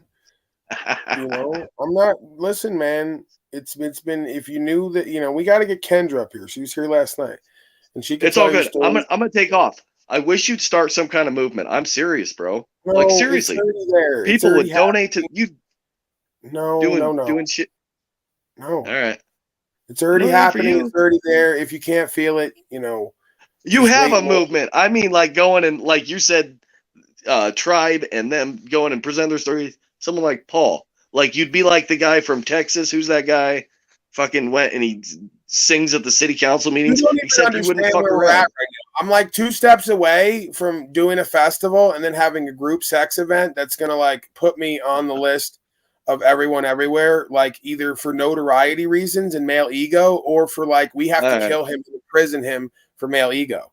So like you realize they're like at some point here, something's going to come about organically and authentically, and they're going to basically say I'm the next David Koresh. So this is a fine line to walk because the energy and the power dynamic is strong because of this thing that we work with, and it's attractive and it creates experiences that folks are not used to on all levels, and it's going to really scare them and shock them and make them triggered and insecure. And we know what happens. That's when, shit gets lit on fire, and we didn't just light it on fire. And oh man, Paulie boy's burning in there as we're shooting into the windows. And hey, all the women and children better get out of there. I'm not.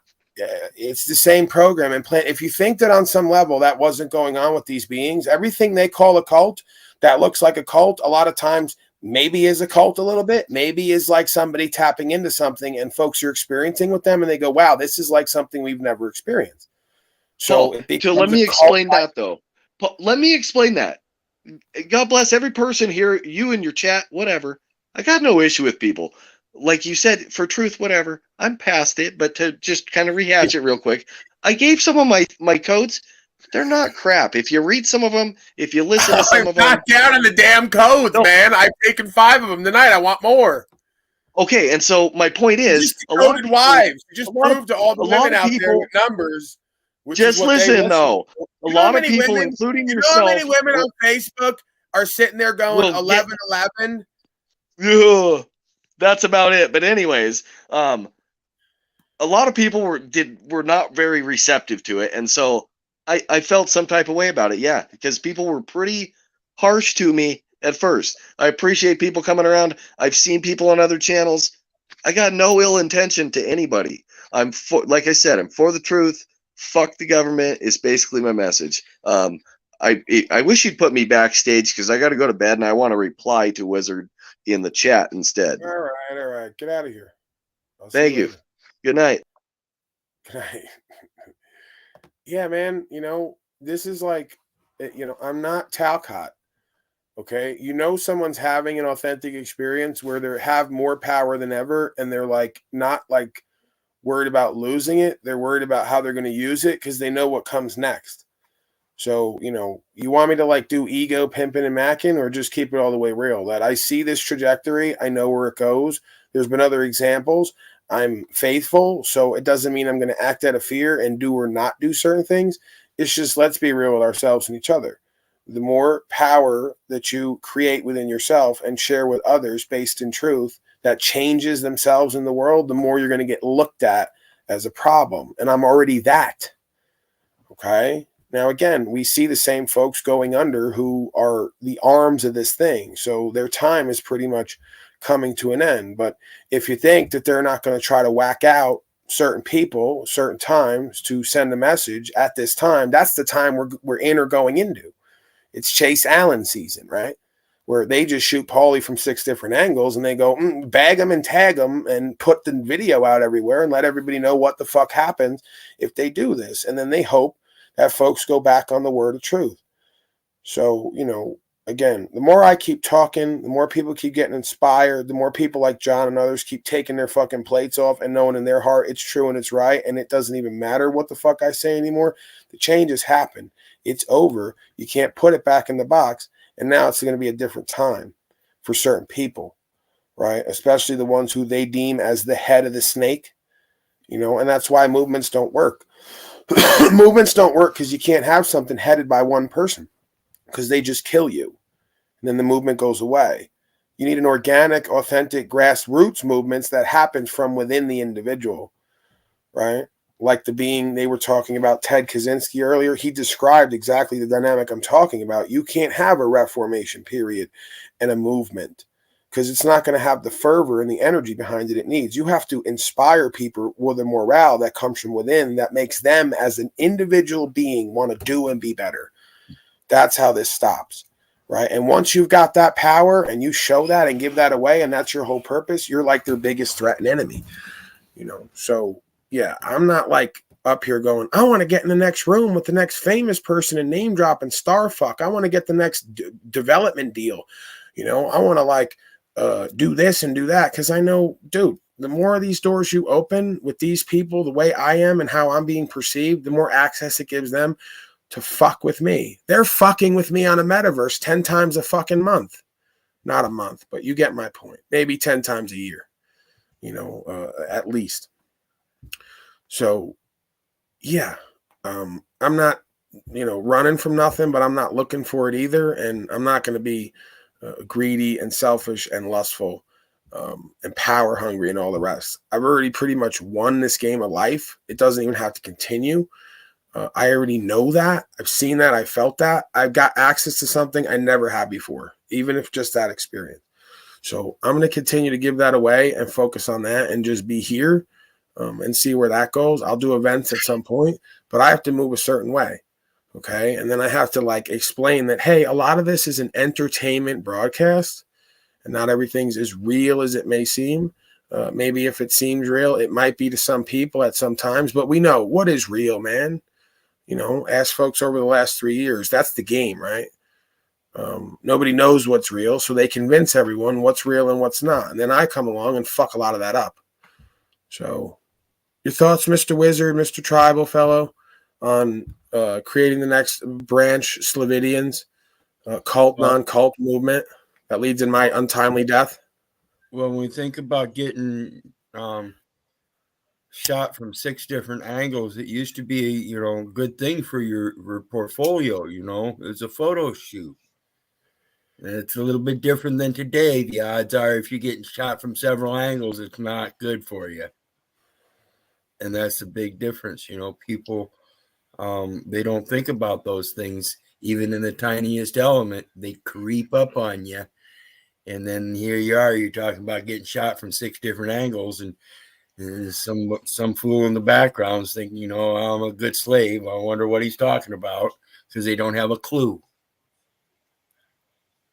And it's sad. It's like I was pointing out, the most inherent thing that we have in our instincts is to protect women and children. That's the farthest thing we see from today. We have women standing up trying to protect the children and telling the men to get the fuck out. Where the fuck is this coming from? From you. That's what you want. It's just like these platforms. Everybody wants drama. They don't want truth. They don't want to live a real life and live like a real man and do everything themselves. That's too much work. They like the convenience. They like the drama, sitting in front of a boob tube and watching somebody else's dramatic life or comedy or something. Go ahead, keep giving up all your responsibilities for conveniences, and then cry about freedom. Because when you get your freedom, you realize all you're doing is taking back your fucking responsibilities. Sorry, guys. You love me or hate me, and I don't give a fuck. I love you. That's the only job I've got, and I'm going to keep doing it. Have a good night. Thank you, sir.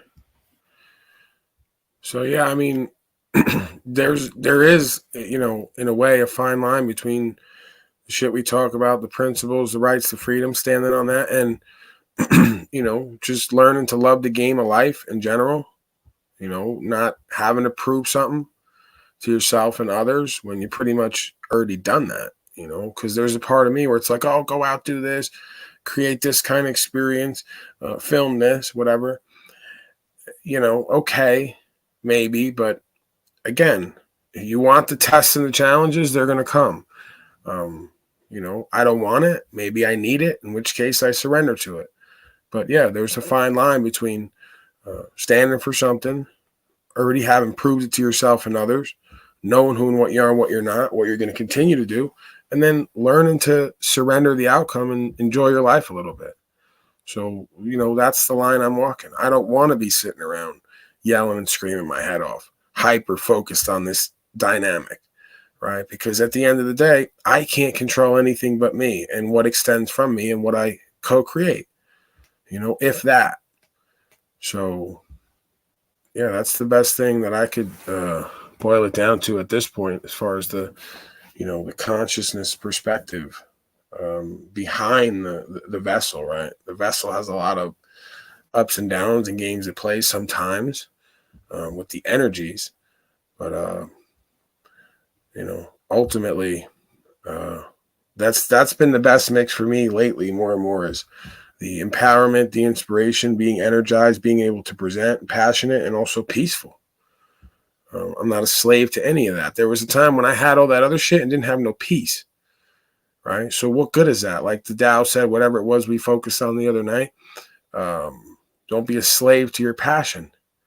So, you know, it's great if we want to say, hey, we're not angry. We're compassionate with passion. We have a passion for truth, right? Are you a slave to that shit? You let it run your inner space and your whole life. You let it interfere with the connection we have with ourselves and women and children and the opportunities going forward. Right? There's nothing wrong with having multiple women in your life who you love and care for and have different connections with and experience different things. You know, sexuality being one of them. That's what men and women do. There's nothing wrong with them having children or you bringing about children and caring for all of them as your own. You know, that's supernatural. That's a tribal, communal atmosphere. You know, that's a lack of impediment, lack of division and disconnection that leads to opportunity and connectivity and attraction. So, you know, I'd rather attract more experiences and opportunities as long as everybody's informed and safe and consensual. We all have an understanding. And it leads to something that leaves us all a little bit better than we started off, right? Because, you know, not everything that feels good is always good for you. So that's where the discernment comes in. Your thoughts, Mr. Tribe? Let's do final words, and I guess we'll call it a night. Unless the ladies of Unslavia, it is ladies' night officially, I think. I'm pretty sure that's Thursday. Full moon, isn't it? I think we have a full moon as well. I think we have a full moon. Where the hose at? I gotta change it because there's some hoes in this house. That's fucked up. All right, listen, we gotta change the tone here because everyone's getting so downer on this, and I'm thinking back to what Wes was talking about earlier on the earlier broadcast. How he was flying here in a plane, it was costing $50,000. He's paying this for that and this and that, and he says, you know, back when I was thinking, this guy says you got to make $30,000 this month. He's like, I don't know if I can do that. And he's looking back saying, you know, what he's spending now, but he doesn't even count it saying, oh, I got to make $1 million this month, or I got to do this or that. It's like, these are the things he needs to pimp and Mac to do what he does. And that's the level he's at. So he can get those, and he does what he does. Yeah, but he can't do that, bro. Like, and maybe that's my ego, is he can't do that. Well, you know? I'm looking at it like this. You can't. I'm the god of all media, bro. I can pimp it Mac with cars and whatever the fuck else because it It doesn't mean as much to him either, but the point is his rights, freedom, and principles don't mean more than that shit. Because I could point to shit, because when you take the shit from me, just like him on some level, who he is as a being is what makes or breaks him. But if you don't go all the way with that, you can't do that. I wasn't getting at that. Yourself, right? Oh, look at this. I'm pimping a Mac and this shit don't mean nothing to me. Right. But what are your true core values and principles, and what do you stand for? Doing push-ups, right? Being able to do time and not let it do you. Being able to find a space of love and being thankful and grateful. Right. What do you stand for? What's going to be your legacy? What makes a great man throughout history, if not rights, freedom, and principles? This is a simple boil down of what everyone fucking goes to in history. You don't hear about motherfuckers who are ripped, rich, and rare if they don't stand for something that's beyond themselves and beyond the average, everyday, ordinary. So, yeah, that's true courage. That's true patriotism. That's true Americana. If you ain't got that, you don't have nothing. That's where I'm sitting from. That's the only reason I came out into that power and said, if I get to something, yeah, I'm going to do that. Not because I need that. That shit don't make or break me. I'm going to pimp and Mac with it, because you could take it all from me and I could look myself in the mirror and say, I know I'm a man, if not the man, right? Because, you can't beat the man. There's more than one, but it's the kingdom of heaven is few. So I might not be ripped and as rich physically, but I'm richer in spirit and in principle. So I'm the rarest motherfucking thing walking, because I don't meet that pretty much anywhere. I see a bunch of two-faced all around here, bro. You should have seen the experiences in the last few weeks. Nobody's saying what they really think and feel. Everybody's got a different face and a different thought and a feeling, and then a different action. Right? Nobody could be real with themselves and each other. Nobody could face confrontation and controversy. They fucking play games with me, and I look them in the face. I go, bro, is everything cool? Do we need to talk about something? No, everything's great. And then they go up. I know what the fuck is up, and you ain't going to keep it real. So I'm going to ask you directly. And when you don't, you're a bitch, because you just did something. I know what they don't think I know what they just do. The guy walks up here yesterday, owns the property, doesn't know I'm here, doesn't want me here, won't say it. Right. So everybody has to infer it, but he'll look me in the face, smile at me, shake my hand, then pull the plug on this thing. And when I walk outside, go, oh, I had to use the plug, but not actually use it. Then get in the car and drive off back 30 minutes to where he lives. That's a Sicilian message where I come from. I'm not an idiot. So when I come out of the trailer, let's not play the subliminals. I looked you in the face and said, bro, is everything cool? Do we need to talk about something? Nah, everything's great. Shake my hand and smile, and then try to lie to me and to yourself. You're a bitch. I don't care, gun on your hip or not. You ain't going to use it. You're a hoe. You won't even talk straight to me in my face. Okay? So I'm tired of them. I'm tired of them in the Midwest. I'm tired of the gangbanging thugs on the street back in the East Coast. I deal with them all the same way. I'm loving and caring and forgiving, but I'm unwavering in truth, and I'm not playing your bullshit games. Okay? And the more you play with me, the more you're going to realize you're going to wish you never would have started, one way or the other. So... your thoughts, final words. Let's get the hell out of here. I think I said it once already, but I was going somewhere. I was trying to go somewhere with that. We got back to another digression there, but the point I was trying to make is that, both you and it's not a this or that kind of thing. It's that I think that Wes needs to have more of what you do here, and you need more of what he's got in some ways. And I think that between that, it's a this and that situation. I'm just trying to say that at this point, what you're going to need, and these kinds of stresses that are being put on you right now is going to launch you to the next level, is how I see it. Right, but one's more important than the other. Principles means first things first. The Buddha creature didn't have to be ripped and have a six-pack to be spiritually in tune and stand for universal law. No being has to. So you could say you're going to get more pussy and more access to men who are going to give you money because you're ripped out. Great. That's egoic. But what's true and what's real and first things first, it takes the level of importance over. So I might be a fat motherfucker with tits who doesn't feel as comfortable as you on the beach, but the women who know, the men who know, they're always going to come to me rather than you because of what the fuck I do and don't do. That you obviously is not the same. So yeah, you're right. I could take something from him. He could take something from me. But, I guess you could argue you can't really stand for rights, freedom, and principles completely if you can't even stand up because you're obese. But I'm not at that point yet. Okay. So like one takes precedence over the other. You could be fat, skinny, tall, short, man, woman. Principles is principles. It's unwavering. If you ain't got that, you ain't got nothing. A man is judged by his principles.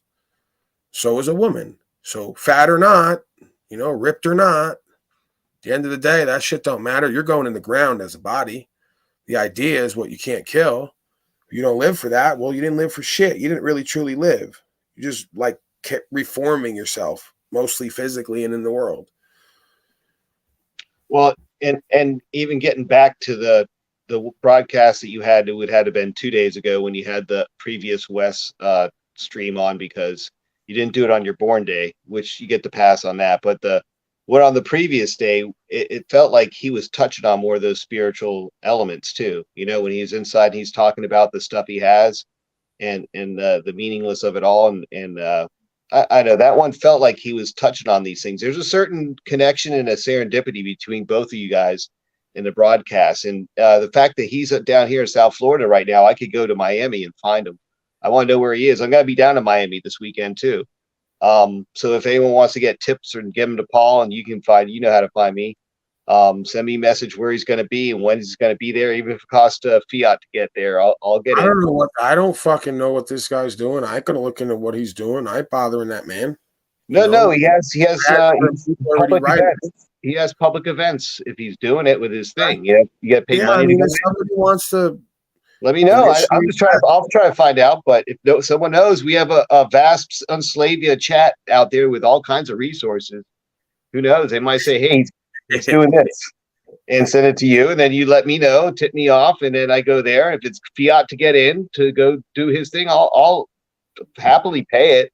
And this just guy to get Cleveland sipping on all the white women hard, man. He does these heart eyes for all of them too. Like he's a cold player, that Rob Cleveland nowadays. He used to be taken. We've gone over this, and nowadays he's got heart eyes for everybody. Now he can't be taken, right? He got hard eyes for everybody. Love is in the air all around. Them hard eyes, man. You guys kill me with them emotions, with them the emojis. He kill me with the emojis. Fucking making all these direct, indirect communications. Like, let's fuck. All right. Like, everybody wants to check each other's temperature and see where we're all at. See where it goes. Rob's giving bedroom eyes. That's what that is. Like he said, go 45. Rob's gonna get a cheap flight to Miami and join me. He's on Mimi now. Look, he's going right around the horn. Witness me. All the white women in the room. This fucking guy, man. You're gonna have a communicable disease. I can't bring this guy down to Unslavius because, even I got Kendra in here yesterday telling me I'm ugly. This is the woman who was with me for 4 years. I'm ugly and Rob has a nice smile. Turn my camera off, right? So now I'm gonna have him fucking all the women at least once, right? Because they like the taster. The taster for the royal taster. Yeah, that's gonna be the guy. That's why, I just embraced it. I said, "Hey, I'm gonna go get Rob Cleveland to ride around," because I already know that's gonna be my biggest competition. Because he's black and he's got a certain vibe to him, and he don't say nothing. So for all the women who are done listening to me fucking run my mouth, they're gonna go right over to him. So I guess that's the yin and yang, right? The white and the black. So. I embraced it. I embraced my dark side. All right, enough of that unfolding there.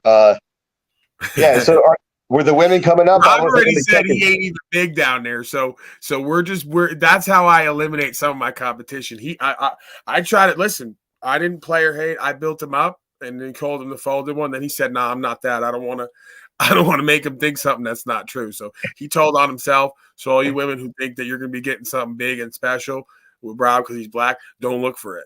Okay? Don't look for it. Don't waste your time. He already said it. You'll be disappointed.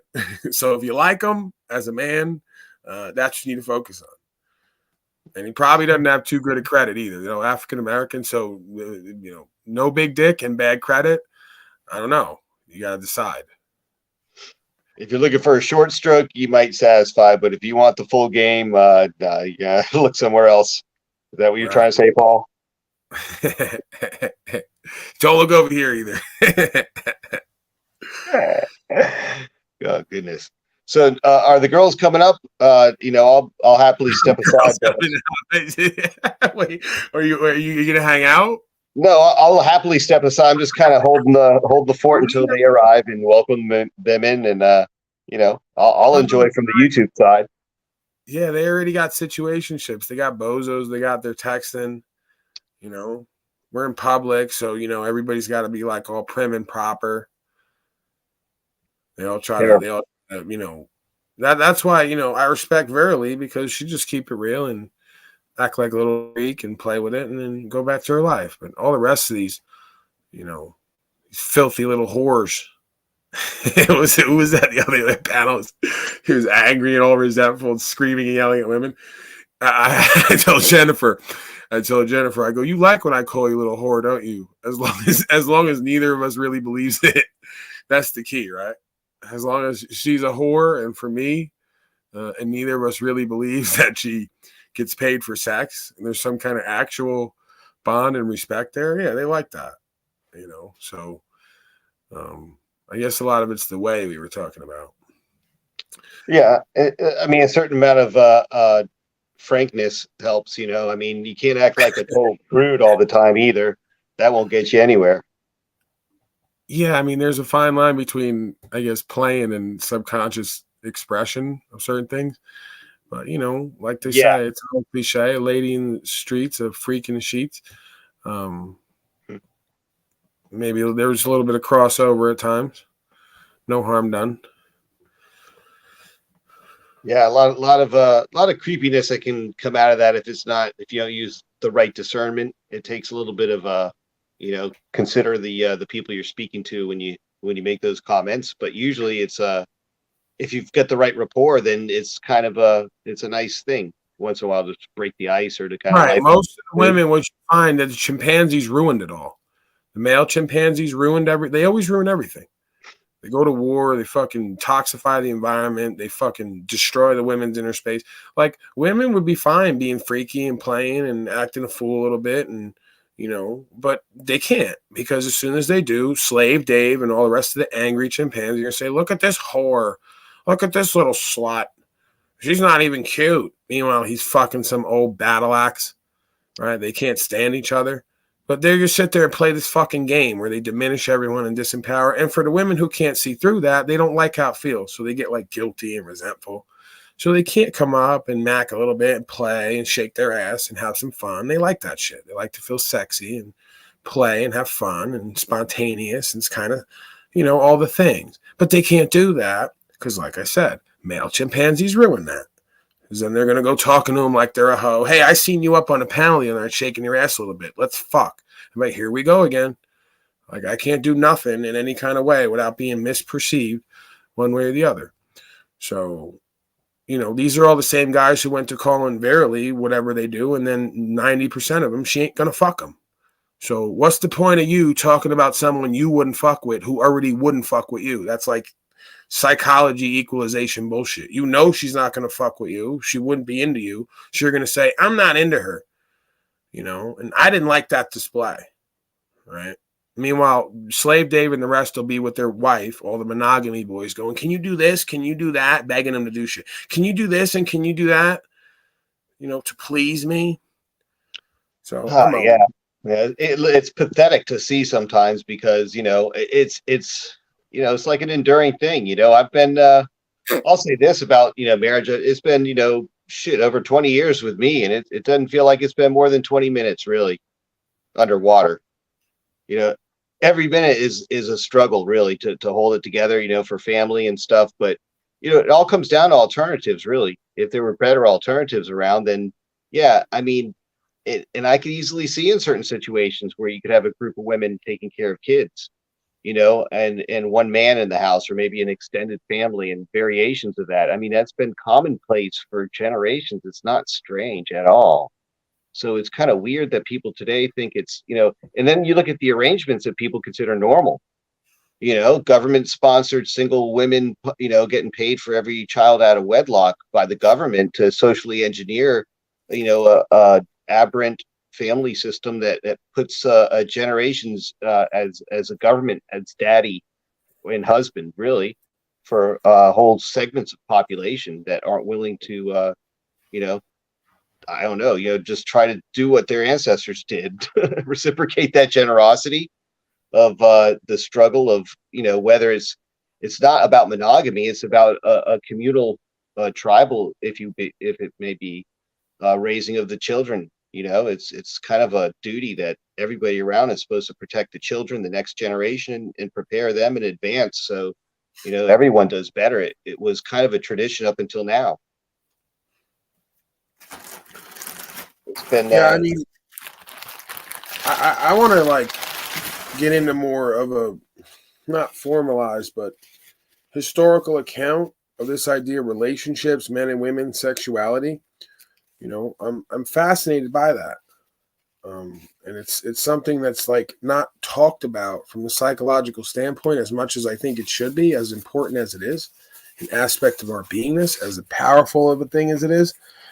With our beingness, and they won't talk about it from a psychological standpoint in any venue, mainstream, but they'll do perverse acts of sexuality and mainline it, right? And then it creates this thing where anybody who talks about it, or wants to explore the subject is now categorized. It's a bizarre ritual, so that's part of proper instruction motivates people is, all of the ideas of us being children, raising children, and learning a lot of our stuff second or third hand, either through toxic relationships with women or,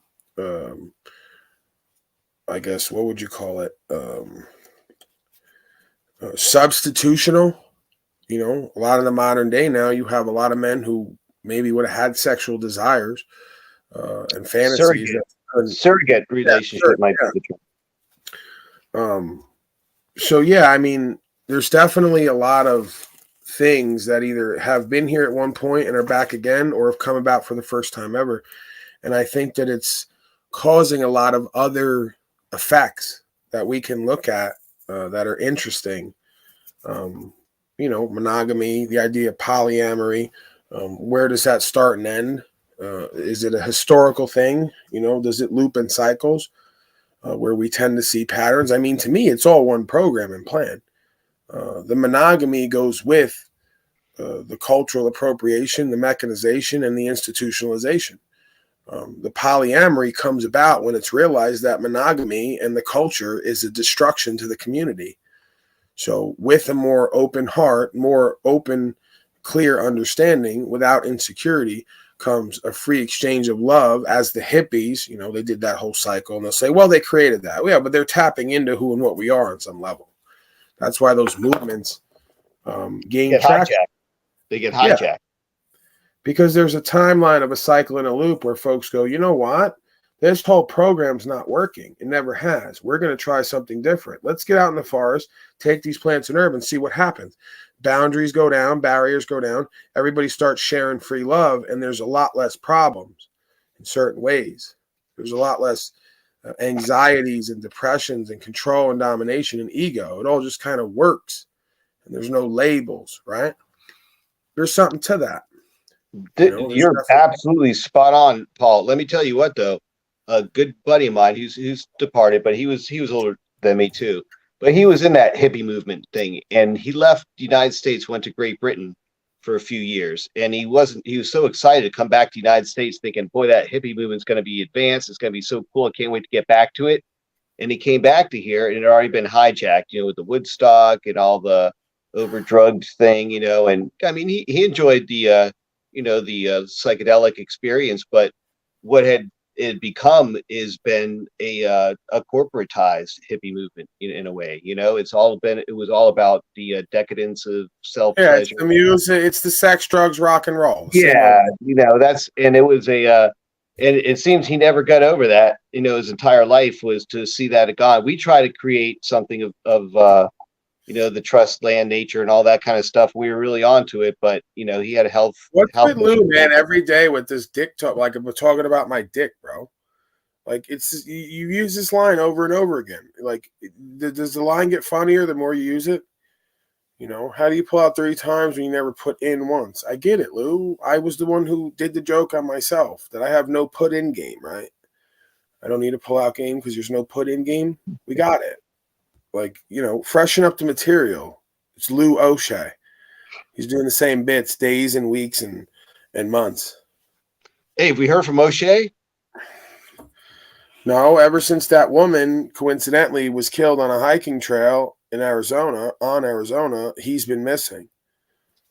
So, I'm not saying anything. Wow. Well, anyways, back to what we were saying. What were we saying? Oh yeah, what I'm looking at is this way, Paul, is that it's at least clear to me, and unless someone could show me another reason, that monogamy is really a very recent phenomenon, and it was essentially created with the Roman legal rights of private property. And the problem is that the most wealthy will accumulate property to no ends, and they'll have many different women that will fight for conveyance of that property when that rich guy dies, right? And then how do you split it up, and all the conflicts that can start from there? You know, the siblings from each of the different women fighting for the property, right? So it creates wars, kinship problems, etc. And you know, you can see what the Catholic Church did with the Pope is that the Pope cannot keep land, or anything is in the family is always put to the church. Church accumulates so much money. That's where they created the bankers and stuff, so they could start to lend it out and do something with it and occupy. And they had it, and you know, enlist other cultures to do it for them because it was forbidden in their own. You know, all these weird things that have gone on in history that led up to the whole thing of monogamy, because it wasn't prevalent before. Before that, typically you got to look at this way. Statistically, you couldn't have monogamy; it just wouldn't work for survival of humans advancing the way they are, because it's not natural. There's more women than men, period. And for several factors. You know, I'm not just saying this, but think for yourself that men take more risks than women. So they're going to be dying more. You know, they're the ones out hunting and doing that and putting themselves in positions to take more risk as well. Typically, what you're going to have is, like you just said, either through war or whatever else, and childbirth with women, you're going to typically have women and children who are not cared for in many different ways, who men like myself are going to come upon and go, well, I'm not looking to like use you or be used, but we can share experience and I'll care for those children and we can move forward. And everything just kind of works. So, you know, you have men who've killed themselves while they're still living, and those women who are with him will have the same experience. This guy's dead inside on some level, you know, so it's just not working. So I come along and I can fill that position, and I'm going to share an experience with them and their children that's going to be more fulfilling. It's a natural order, right? But they've given us this process where they have a system and an institution to override inherent natural values and order. So women aren't self-selecting for leadership qualities. They're self-selecting for worldly qualities. You know, what could be provided physically a lot of the time, or, you know, what's the physical attraction, or, you know, even the metaphysical idea of how does he make me feel? A lot of that shit's dependent upon what they believe about themselves. They project onto the man, you know, and then we have a feedback loop, if that makes sense. So, if we did away with the system and the equalization of government, and then women would have to go back to the original process of self-selecting men who have certain qualities that's conducive to a life and a lifestyle that they would have to live, not even want to live, right? You want to be protected. You want to have your rights and property and freedom. You know, you want to have some level of leadership where you're not fighting and arguing. It just works. When it doesn't, you get an understanding, and then it does work. You're going to have to select for those qualities. So the mechanism of government and institutionalization and the big corporatization is a way to equalize the playing field. That's why you have a bunch of inauthentic corporate males who are incompetent in most arenas and uncoordinated, but can excel and gain access to a bunch of women they wouldn't have before, right? And that's where you have all those men who are with women who, quote unquote, are out of their league. In another life where they didn't have that mechanism of equalization, then women wouldn't look twice at them. And that's, you know, what these people want. They want a world where you can do less and be less and achieve more and get access to more benefits and privileges without the actual work and honor being part of it. They want to cheat, right? And then everyone winds up cheating on themselves and each other in the relationships because they're cheating in life. What you do anywhere is what you do everywhere. So, when a man builds himself up, is self-made, minds his own business, gets to a successful place on some level, feels empowered, inspiring, co-creative, and loving, if a woman feels that, it becomes more attractive. I don't need anything else. That's an inherent natural value system. That's true pimping, right? As it's described by the rules, I am the value. If I am the value, then like attracts like. So I will attract valuable women in my life, and we will share an experience. And if they understand the game the way I do, they're going to get out of their ego and say, we'd rather share experience with this man, if that's him honoring his nature, as long as it's real and true, and there's some kind of, bond there. That's not just fucking, of course. It's quite the opposite. So we see self as self. So they would rather have that on some level than 24/7, 365 access to a low value male. And they'll say, listen to Paulie and his ego. No, that's just the way it is. I wasn't always like that. I had to start to shoot for what higher value man means from the inside out, not the world and what it showed us. What does it mean to me in conscience with principle? So I worked toward that, and again, I think you see the effects from both sides to the other. So it's proof of concept for me. Yeah, I've seen. Listen, I've seen the same thing, but I want to get back to what we were saying here about the whole concept. And here's something I have to put this out here because I get the fact that people aren't looking at they're looking at from a lens of today and the civilization of today and all the affordances of technology today. But if you just go back 1,000, 2,000, 5,000 years, it was a whole different world outside of civilization where most of humanity lived, like the hunter-gatherers and the agricultural and such, right? And those societies, tribes, whatever you want to call them, it was dangerous. I mean, it wasn't like you lived, you might live a long time, a long life, but you're probably going to die before then, before something happening, because there's so many things you just don't know back then. The thing is that men would be dead a lot and there wouldn't be a lot of men. And, let's say you had 2 wives or whatever in your parent, whatever you want to call it, and that guy dies. He's one of your hunting partners, right? And he died in the tribe. Now he's got 2 women that are loose, right? It's not like you coveted the women. It's one of the guys has enough resources and his women would say, yeah, bring them in here and we'll take care of them and their children because the whole tribe helps each other out. But it's a selection like that. Now, if there's a woman that's a troublemaker, she's going to be, all the other women are going to say, get out of here. You're causing trouble with our tribe. The men aren't going to have to be doing that. There's no argument between the men and the women in that situation. So everything. Hey, let's trigger. How many women, if they're being real, are going to date a man who's shorter than them? Because I know everybody likes to talk all this shit. Women are loving and caring, and they don't have as much ego, and they don't self-select for certain inherent qualities. Majority of women will tell you, I won't date someone who's shorter than me.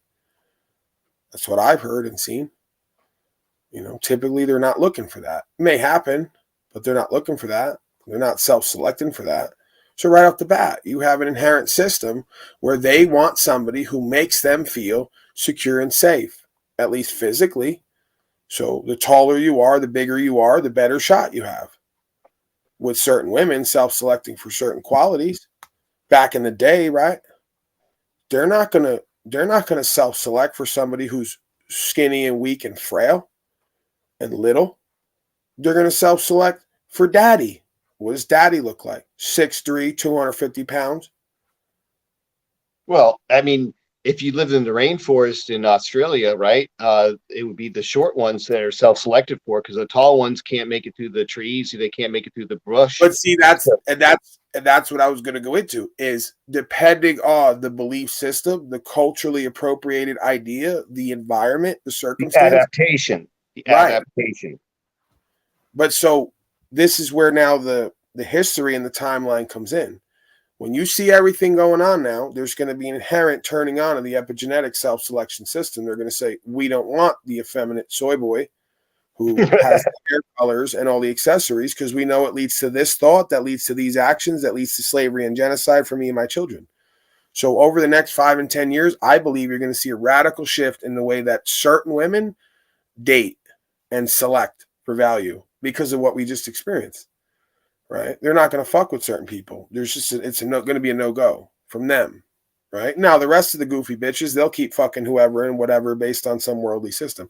But certain women, like the ones who come here, certain men they would have like given FaceTime to, they're going to ask them 3 to 5 questions. You know what they are. We won't go into it. Did you get this? Did you do that? And then once they hear that, oh yeah, I don't want to know you, right? Because you're a liability and you're low value and you're weak and you're not a leader and you put us all at risk. Because I know I'm getting that feeling from the other men as a man.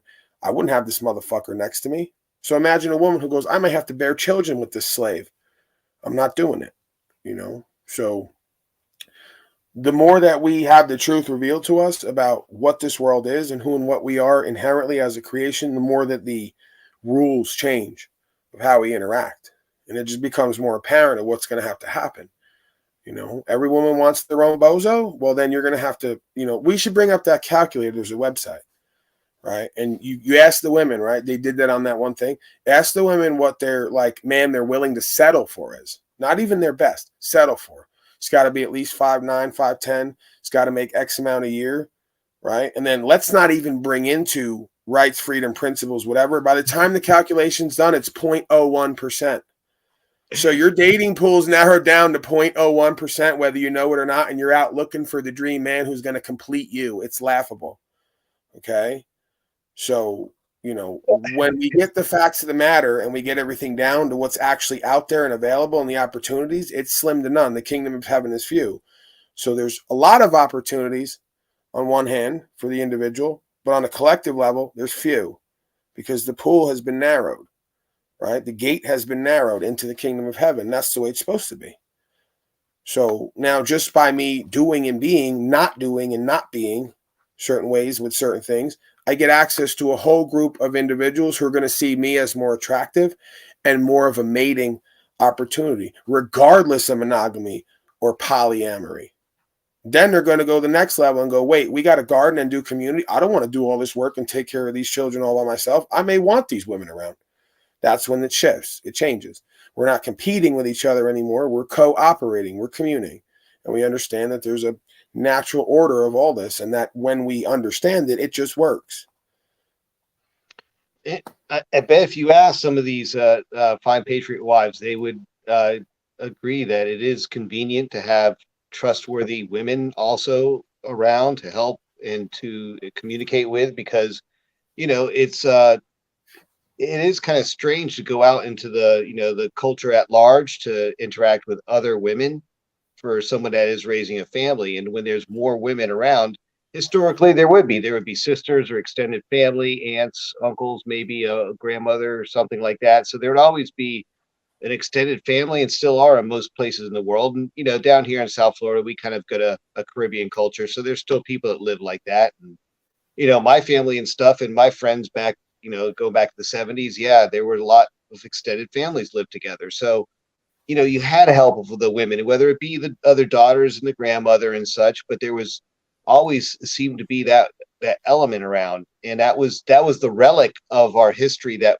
allowed us to keep that monogamous thing occurring, because it was somewhat of an extended family there, right? But you made a commitment with only one. And the ultimate reason was property conveyance. When you really look at it now, is like, how are we going to adapt to such a strange environment that's been created around it, such an artificial culture, and there's no adaptation that's feasible or rational for it, right? So that's how the disease of the mind, the cancer. That's not true. It's a supernatural dynamic that is power centered, and nobody likes that word. Nobody likes power in all its forms. They all want it, but nobody likes to say it and look at it, right? So again, this is common fucking sense. A woman is not going to want a weak male if she's a real woman. That's what weak women want. They want toxic masculinity, which is not true masculinity. It's impotency. It's not power. So they want power over men. They don't want to be with powerful men. Okay? Real women who are powerful want equally or more powerful man in all arenas, physically, mentally, emotionally, verbally, spiritually. Okay? If you're not that, or you're lesser than that, then someone who is that is going to get favor. If the gods are going to favor you, why wouldn't women and children favor you? That's common sense. But again, they'll take all the power, get you to give it away, and not show you where your power's at in your beingness and your presentation and what you co-create in the world, and then wonder why we're not powerful beings who are not inherently valuable. They call us non-essential, and our women and children treat us the same way because they up and leave and get somebody else. Ask them, half of them who are on here. If they had that essence, that true essence of self, creator, no woman would leave. Why would they? The alternative would be like worse than death, living out the rest of their life with a bunch of weak-ass males who don't stand for nothing. They'd rather be alone. Indeed. And I guess what it really is down to now is a split.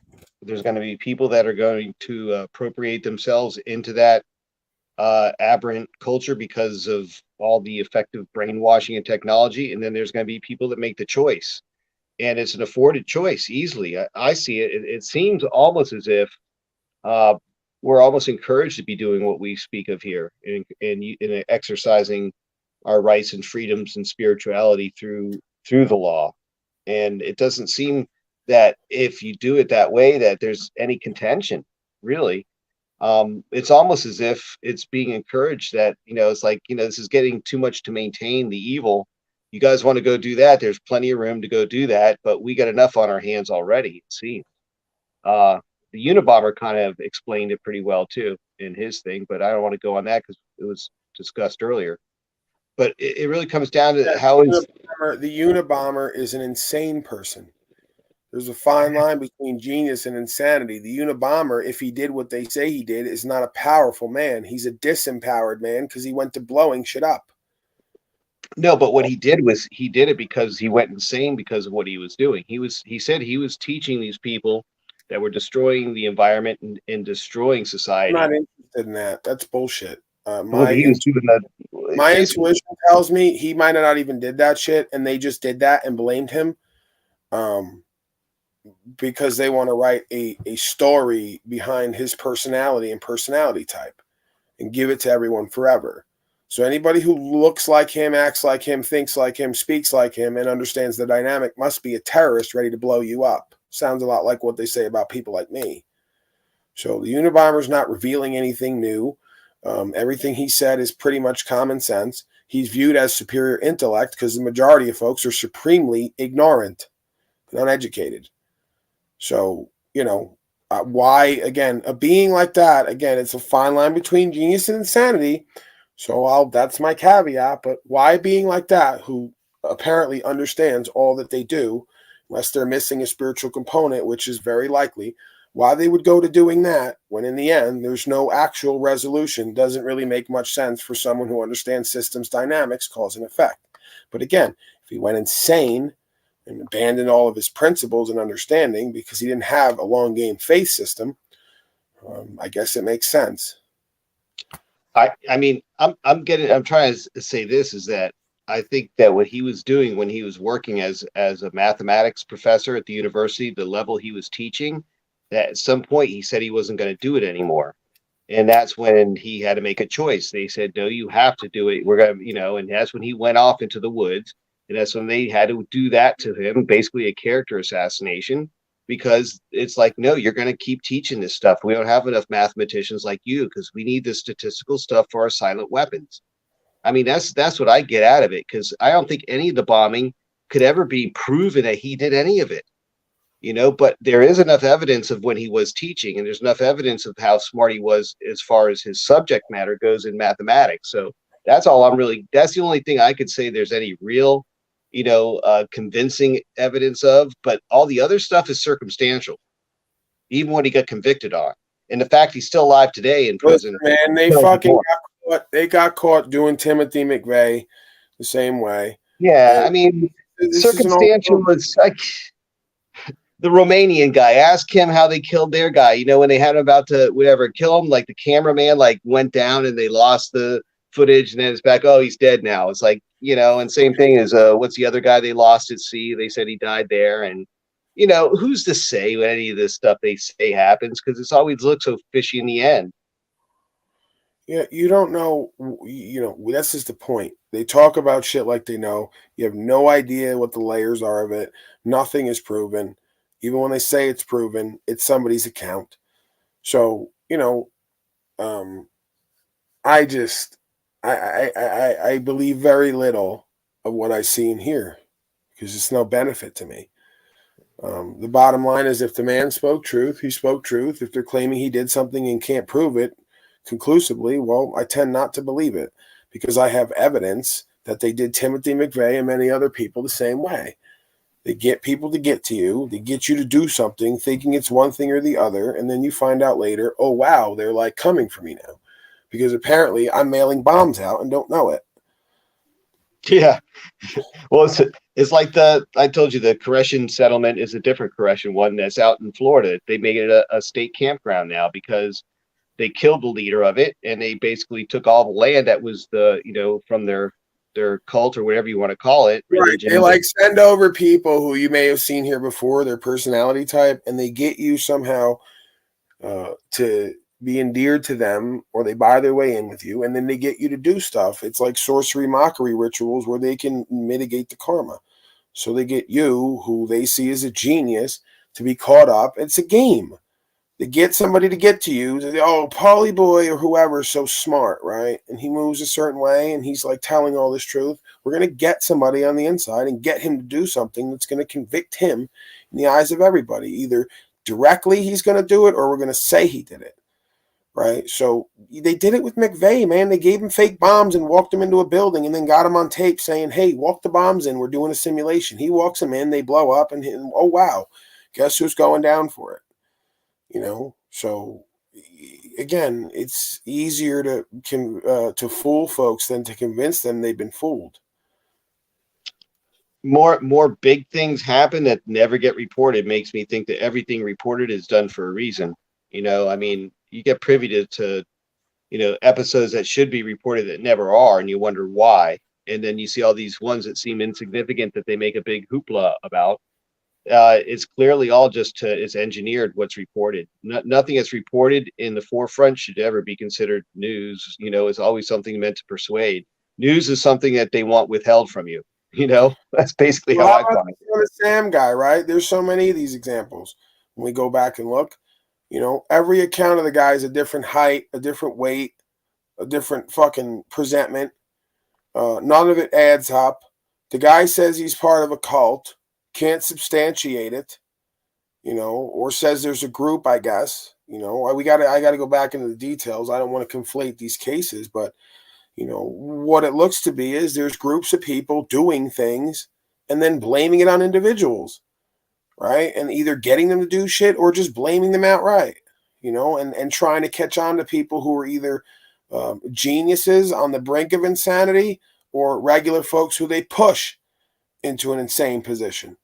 Right? So you got a lot of celebrities who wind up losing their mind and doing wacky shit. It looks crazy from the outside till you find out they got a team of people around them constantly interfering with their life, constantly sabotaging them, constantly reporting them to other individuals to get them dealt with. So they go out of their mind, right? This shit goes on all the time. And it's optics, like your boy says. Optics are high.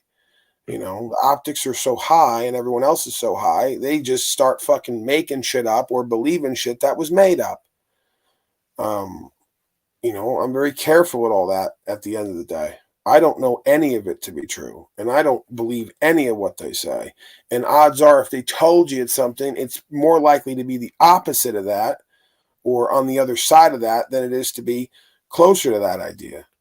Right. So when they tell me about all the cults and all the people who just had to die with the whole family because they were so bad and unsafe, I start thinking I might be the next one to be called that, you know, because maybe it's not a cult. Maybe they're the ones doing the cult, and everyone who wants out of the cult has to be a cult now and be dealt with.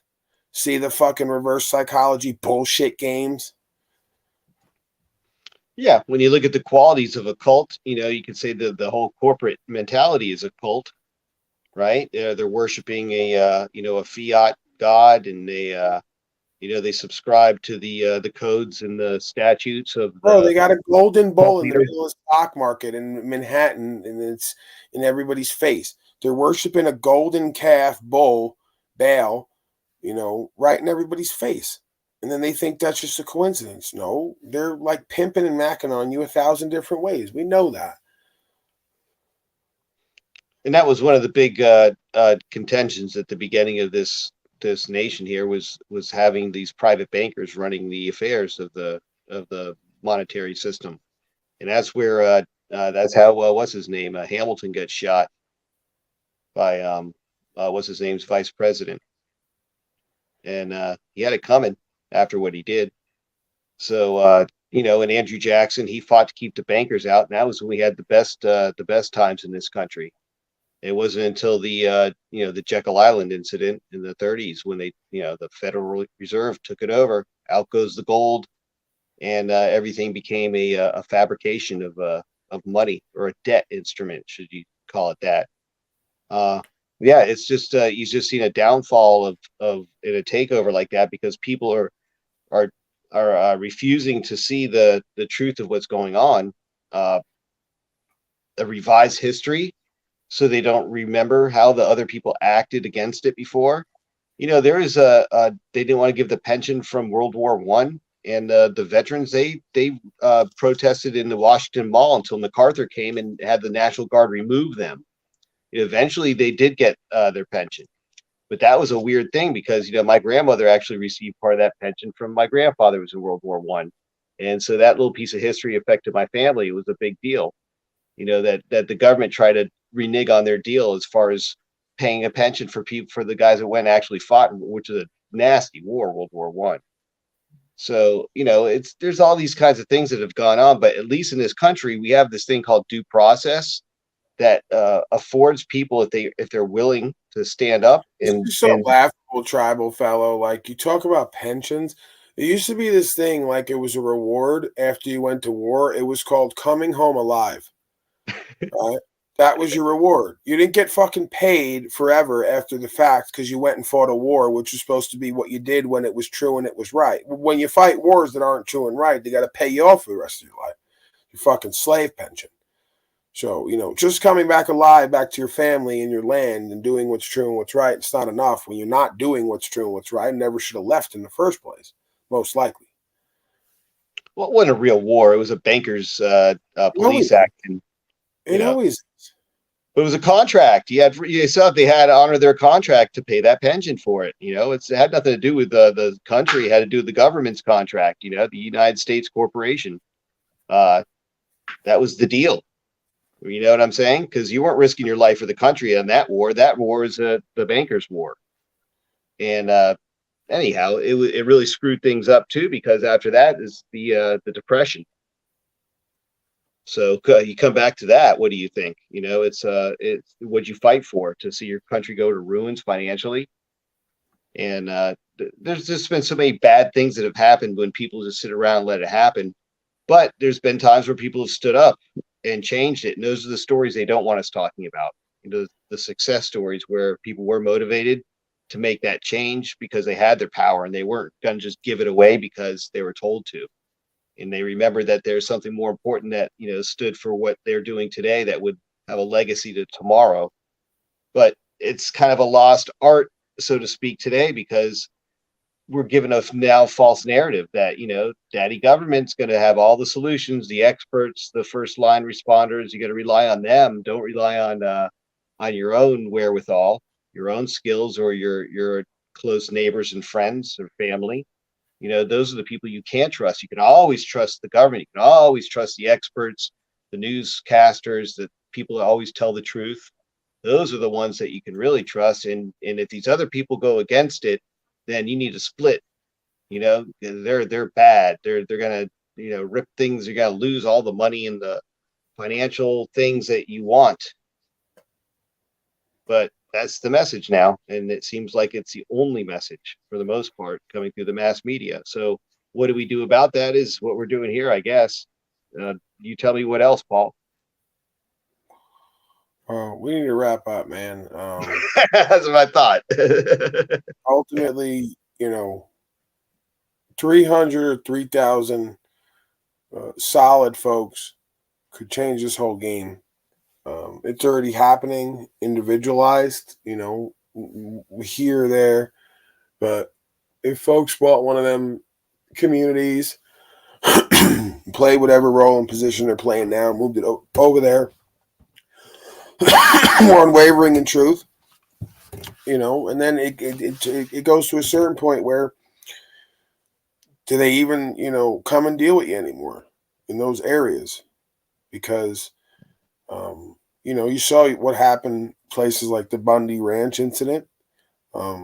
There's nothing to do because they don't train for whole towns and whole cities. They train for a couple people.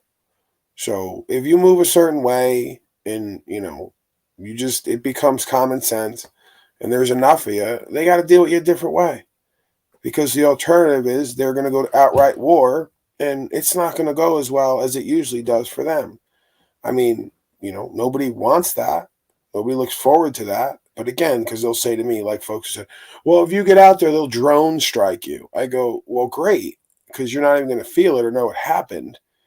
And then that's going to be the image for everybody. Oh, why did you drone strike 3,000 people out in the middle of nowhere, not bothering anybody? They can't do that.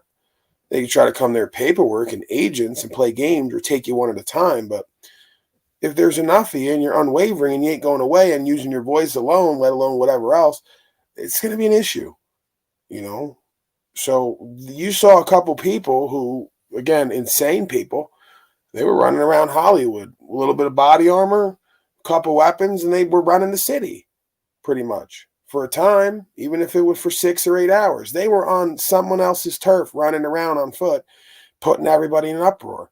So imagine folks who are on their land, aren't starting no problems, but aren't running from them, are equipped properly, and even at times don't even attack first or even defend. They're just like, okay, well, we'll go one at a time, or you got to kill us all, and we're going to keep speaking and standing for each other and going to the proceedings, and you got to return that person back to the trust, to the land, and then at a certain point you want to go to war, then you made that decision.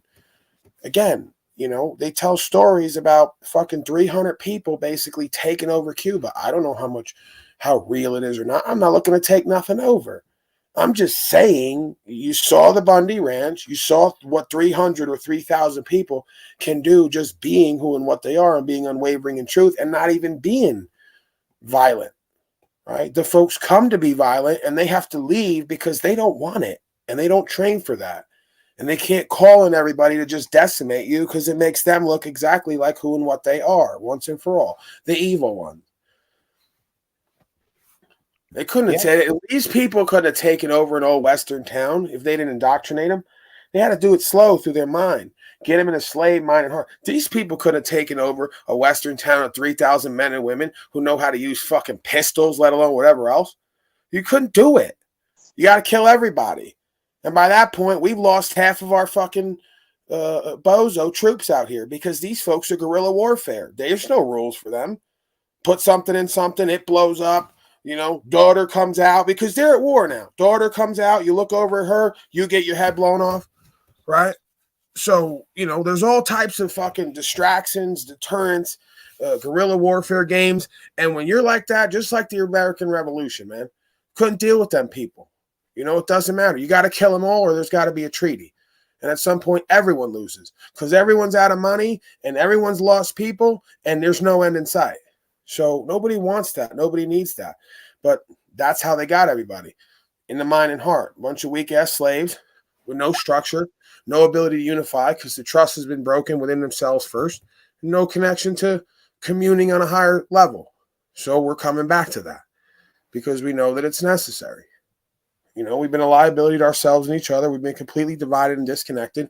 So, yeah, everyone's yelling, come together, come together. Yeah, can't come together with a bunch of weak-ass motherfuckers who ain't ready to die.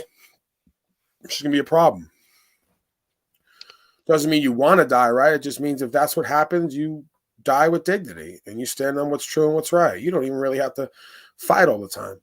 But if there's enough of you, I still contend they got to deal with you differently. They already got to deal with me differently. Someone like me or the Wizard just got to deal with us differently because we're not going away, and they can't buy us off. And they can't run us with fear. And I'll speak for me. I don't know about him. I ain't going to do no violence to them. So what else is there to say? You got to talk to me different and deal with me different, or they got to kill me in front of everybody pretty much.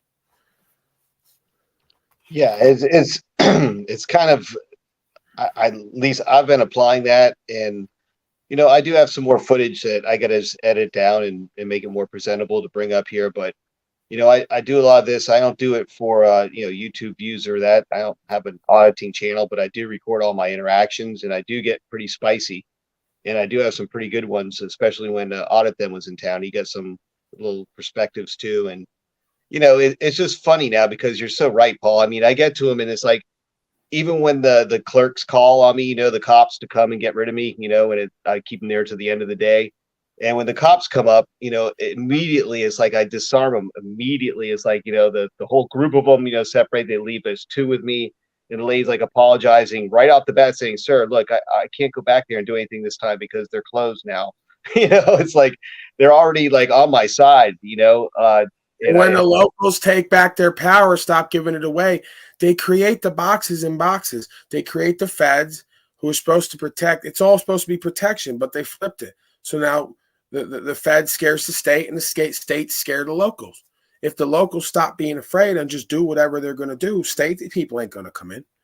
They're not going to do it. They can't do it. Feds ain't going to come in on the state people when they don't do it. They're not going to do it. So there's got to be unification in principles and understanding. You already see it on the ground level. When they say we're out, the locals say we're not enforcing the policy and code anymore. What are you going to do? Well, I guess it's over. So they got to get you on the ground level to do the dirty work. If not, it's over, right? And then on the other side, if you're not doing the dirty work and everybody's united in purpose and meaning and principles, you got war on your hands, right? Is what it is. So when the people fear the government, there's tyranny. When government fears the people, there's liberty. It's an old cliche, happens to be true on some level. When they feel like there's going to be consequences, whether it's them looking bad or having to deal with you at court, unwavering, they got to deal with you a different way. So it starts with the locals who stop upholding the policy and code. All them sheriffs out in the middle of nowhere, especially, a lot of them are doing it. They say we ain't going to comply. We're not following it. We're going to do whatever the fuck is true and what's right. Keep the peace, and we're not enforcing your bullshit codes anymore on any level because it's not necessary. They know it. I've had the conversations with them out in the middle of nowhere. They go, pretty much, we just don't want to get caught doing shit because we think we might lose our job. But really, we don't give a fuck about any of this, and everything you're saying is true. And they want to shake my hand and have a steak or something. Like, oh man, it's like some real man bonding. I'm like, yeah, this is what the fuck it is, bro. You want to be a punk ass coward all your life? And they're like covering the camera, and the microphone. I'm like, yeah, I know. You're worried everyone's watching and listening. They already know it. You know it. We all know it. What the fuck are we lying about and hiding from? Can't run from it. So they know, bro. You just got to live that and be that and give them an example and call that forth. If not, it's easier to be a punk ass coward and go alone to get along for some benefits and privileges and hope you can go off and play golf and retire. And it's a function of being in the cities, Paul, because I've had the same kind of experience. When you get out there away from the cities and such, I mean, my best successes as far as beating traffic tickets was on the side of the road with these guys, and you just level them, man to man like that. And if you're not doing anything causing loss, injury, and harm, and you just say, look, there's no issues here, and they're like, all right, just be safe, and send you on your way. It's happened more than once, but that's always in the middle of nowhere. State Highway Patrol. Yeah, I dealt with that. Then those are the people who were waiting for me and then took me and turned me over to the locals. And yeah, all the local people loved me and respected me. But guess what? They didn't stand for what was true and what's right. When them state highway patrols showed up with me to the concrete fucking intake, chained up, they should have said, who is that? Is that the white gorilla? Rights, freedom, principles? The whole deal? Yeah, you got to unlatch him. You got to let him go. What did he do? Oh, yeah, no, you got to definitely let him go. right? So they took me in and did their dirty work on a local level. If the sheriffs and the jail people did not accept me, said, we're not taking them, they just closed the door and say, we don't even hear you. What? Who's out there? If everyone did that, they got nowhere to take me. They can't take me to their fucking house, right? So the only place they could take me, even with the state people, with all the whatever, is to the locals. And the locals do all the dirty work and processing and babysitting and housing. And by the end of it, they're like sucking my dick and going, oh my God, where did you come from? Why do you have a New York accent? And why are you more of a man than the rest of these Midwestern slaves? Because they're tired of it too.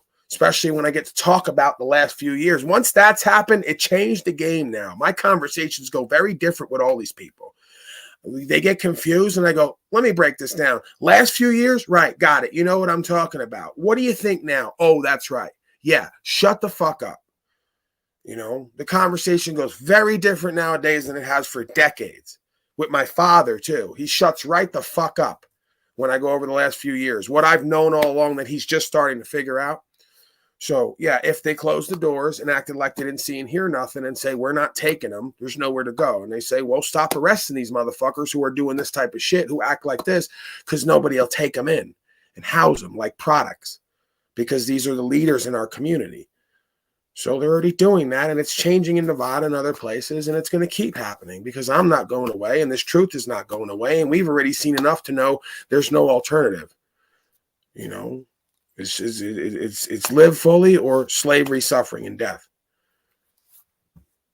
Yeah, and like you said, it's too easy to give into it when you're surrounded in that environment in a city. That's where I think the city type of environments and what they're really pushing is those 15-minute cities where you can't escape, essentially, and or you don't want to. You're just a prisoner of your own mind to stay in those borders because you're too afraid to leave.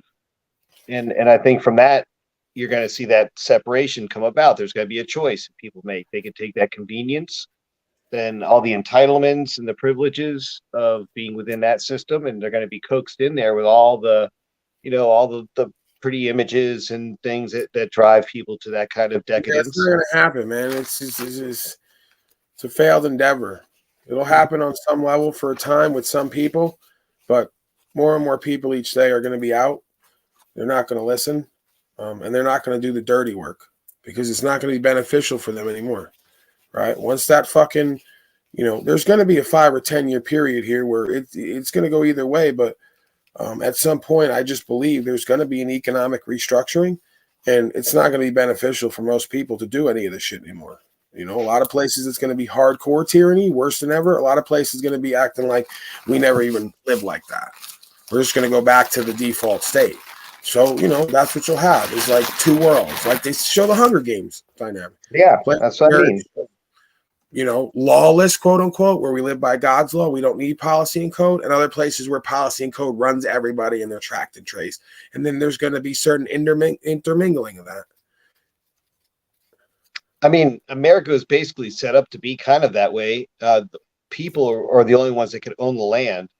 And when they do it by dividing up the land, it would be through trust, right? With the people that trust each other could own large tracts of land that way.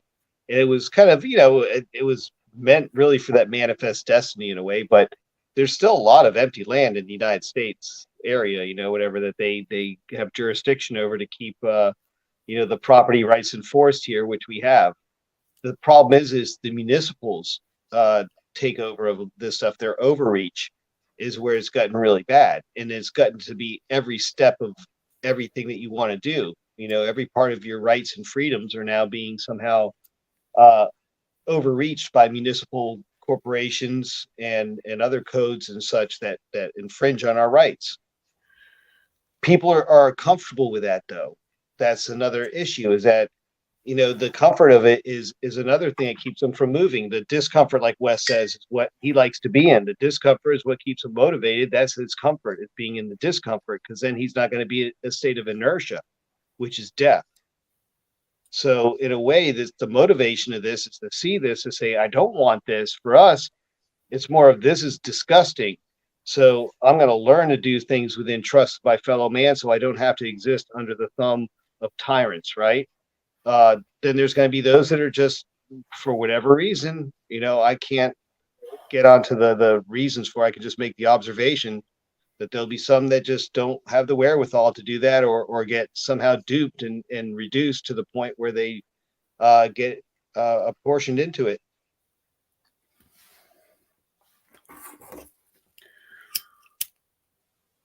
Well, we've spent too much time conjecturing and speculating. This is a one moment at a time, one day at a time game. One piece at a time, one step at a time. We don't control the outcome. We control ourselves. And, ultimately, we're all leaving out of here. So we don't get to even control how we die or when or any of that. So I'm not going to be a slave as least as possible. I'm going to do what the fuck I want to do while I'm here, as much as I can, feel into that and not ruffle too many feathers, I guess. And that's the way it needs to be. And whatever happens, happens. Because, again, the alternative is a fate worse than death for an egoic gorilla like me. Me living my life with other people telling me how to live and what I'm going to do and when, at a certain point, I'm done. I've been pretty much that way my whole life. I just took it over into the legal, lawful rights aspect. The more that men let other men tell them what to do, the more you just sign down for slavery and to have a worse life, So, yeah, there's a fate worse than death for a being who believes in objective truth, and it's having to rebuke that in the face of the world. And I'm not willing to do that. So when you live that way, there's no other option. And then there's peace there. There's power there and there's peace there. It doesn't fucking matter at the end of the day. The lawful, legal, spiritual is where the rubber meets the road for that life and to live that way in the real world here. It's that's where the effect is enforced or protected. I guess you could say, and not everywhere, not everywhere. The fact that we can do it here with a little bit of effort, and if we learn to do this as we work together to do this for ourselves and share our knowledge and our experiences and our wisdom in navigating that system that was really put in there for the people, not for these stupid bars and other kinds of associations that try to infringe on the people's rights and the people's institutions. I think it's the same reason why corporations are a bad thing, like we were speaking with Timmy earlier, compared to having business run through a trust. The difference is a corporation has no death. It could live forever. So it's a creature of the state that goes throughout. It's indefinite. It could go through many, many generations. That's creepy. A trust would have a definite period of time, say 25 years. And if it is to recur, it would be explained that way, right? It goes to this next person. The intention is that there's always management, let's say, of land, right? That it's not just left on paper, that there's always people that are responsible for, doing their duties. So I guess that's the big difference there, is the corporations as being something dead that nobody has stake in it as much as when they have a trust with other people instead of making a contract with a dead corporation or municipal entity. Anyhow, Paul, on that, we've been talking too long. I'm on way too long. I see you're off, but I'm time to get off too. So at that note, I just want to say those are my final words. I appreciate you having the dialogue here. I think we hit a lot of ground. So again, I appreciate the level of conversation we have at the appropriate levels of precision for the topics here. Another level of discernment, a fine level that I appreciate, and I think the audience does too. And if there's nothing else, I think I will say salute and farewell to you. Thank you, Mr. Tribal Person. In our usual fashion, summing up the night's events. We're always looping in different ways. Day in, day out, year in, year out, one century and millennia after the next. It's one big loop within loop within loop. That's okay. I guess that's how we learn. We're constantly reminding ourselves, reminding ourselves, remembering who and what we are and what we're here to do, and or summoning up the courage to actually do and be that. So it's a practice. Just like the news comes on every day and practices their year in, year out, decade in, decade out, deceptions using the pieces on the board, we have to embody the highest level of truth, true enough, at least. I don't think anybody knows the whole truth. But if we can get to true enough and embody that, we will see results in our life and the world we live in. So, with that said, I will be back tomorrow, as always, 7 days a week, 24/7, 365 at this point. Well, not 24/7, but I'm always on the clock, right? What I meant to say is 7 days a week, 365, much like, what is it, UPS? You know, what can Brown do for you? What can the brown-spotted white gorilla do for you? Unceasing, unwavering service. The need to serve for truth is unquenchable at this point. So, yeah, I get some enjoyment out of it. I get some excitement, some entertainment. It's all the things for me and everyone else. It's what I shoot for. So, yeah, get the hell out of here. Get some rest. All of you metaversal miscreants. Probably be back fairly early tomorrow, I guess, somewhere between 10 and 12 my time. So, yeah, look for that. Maybe we'll do some music tomorrow morning. Usual inspiration triggering session. All right, I'm out of here. Thank you, brothers and sisters. Much love.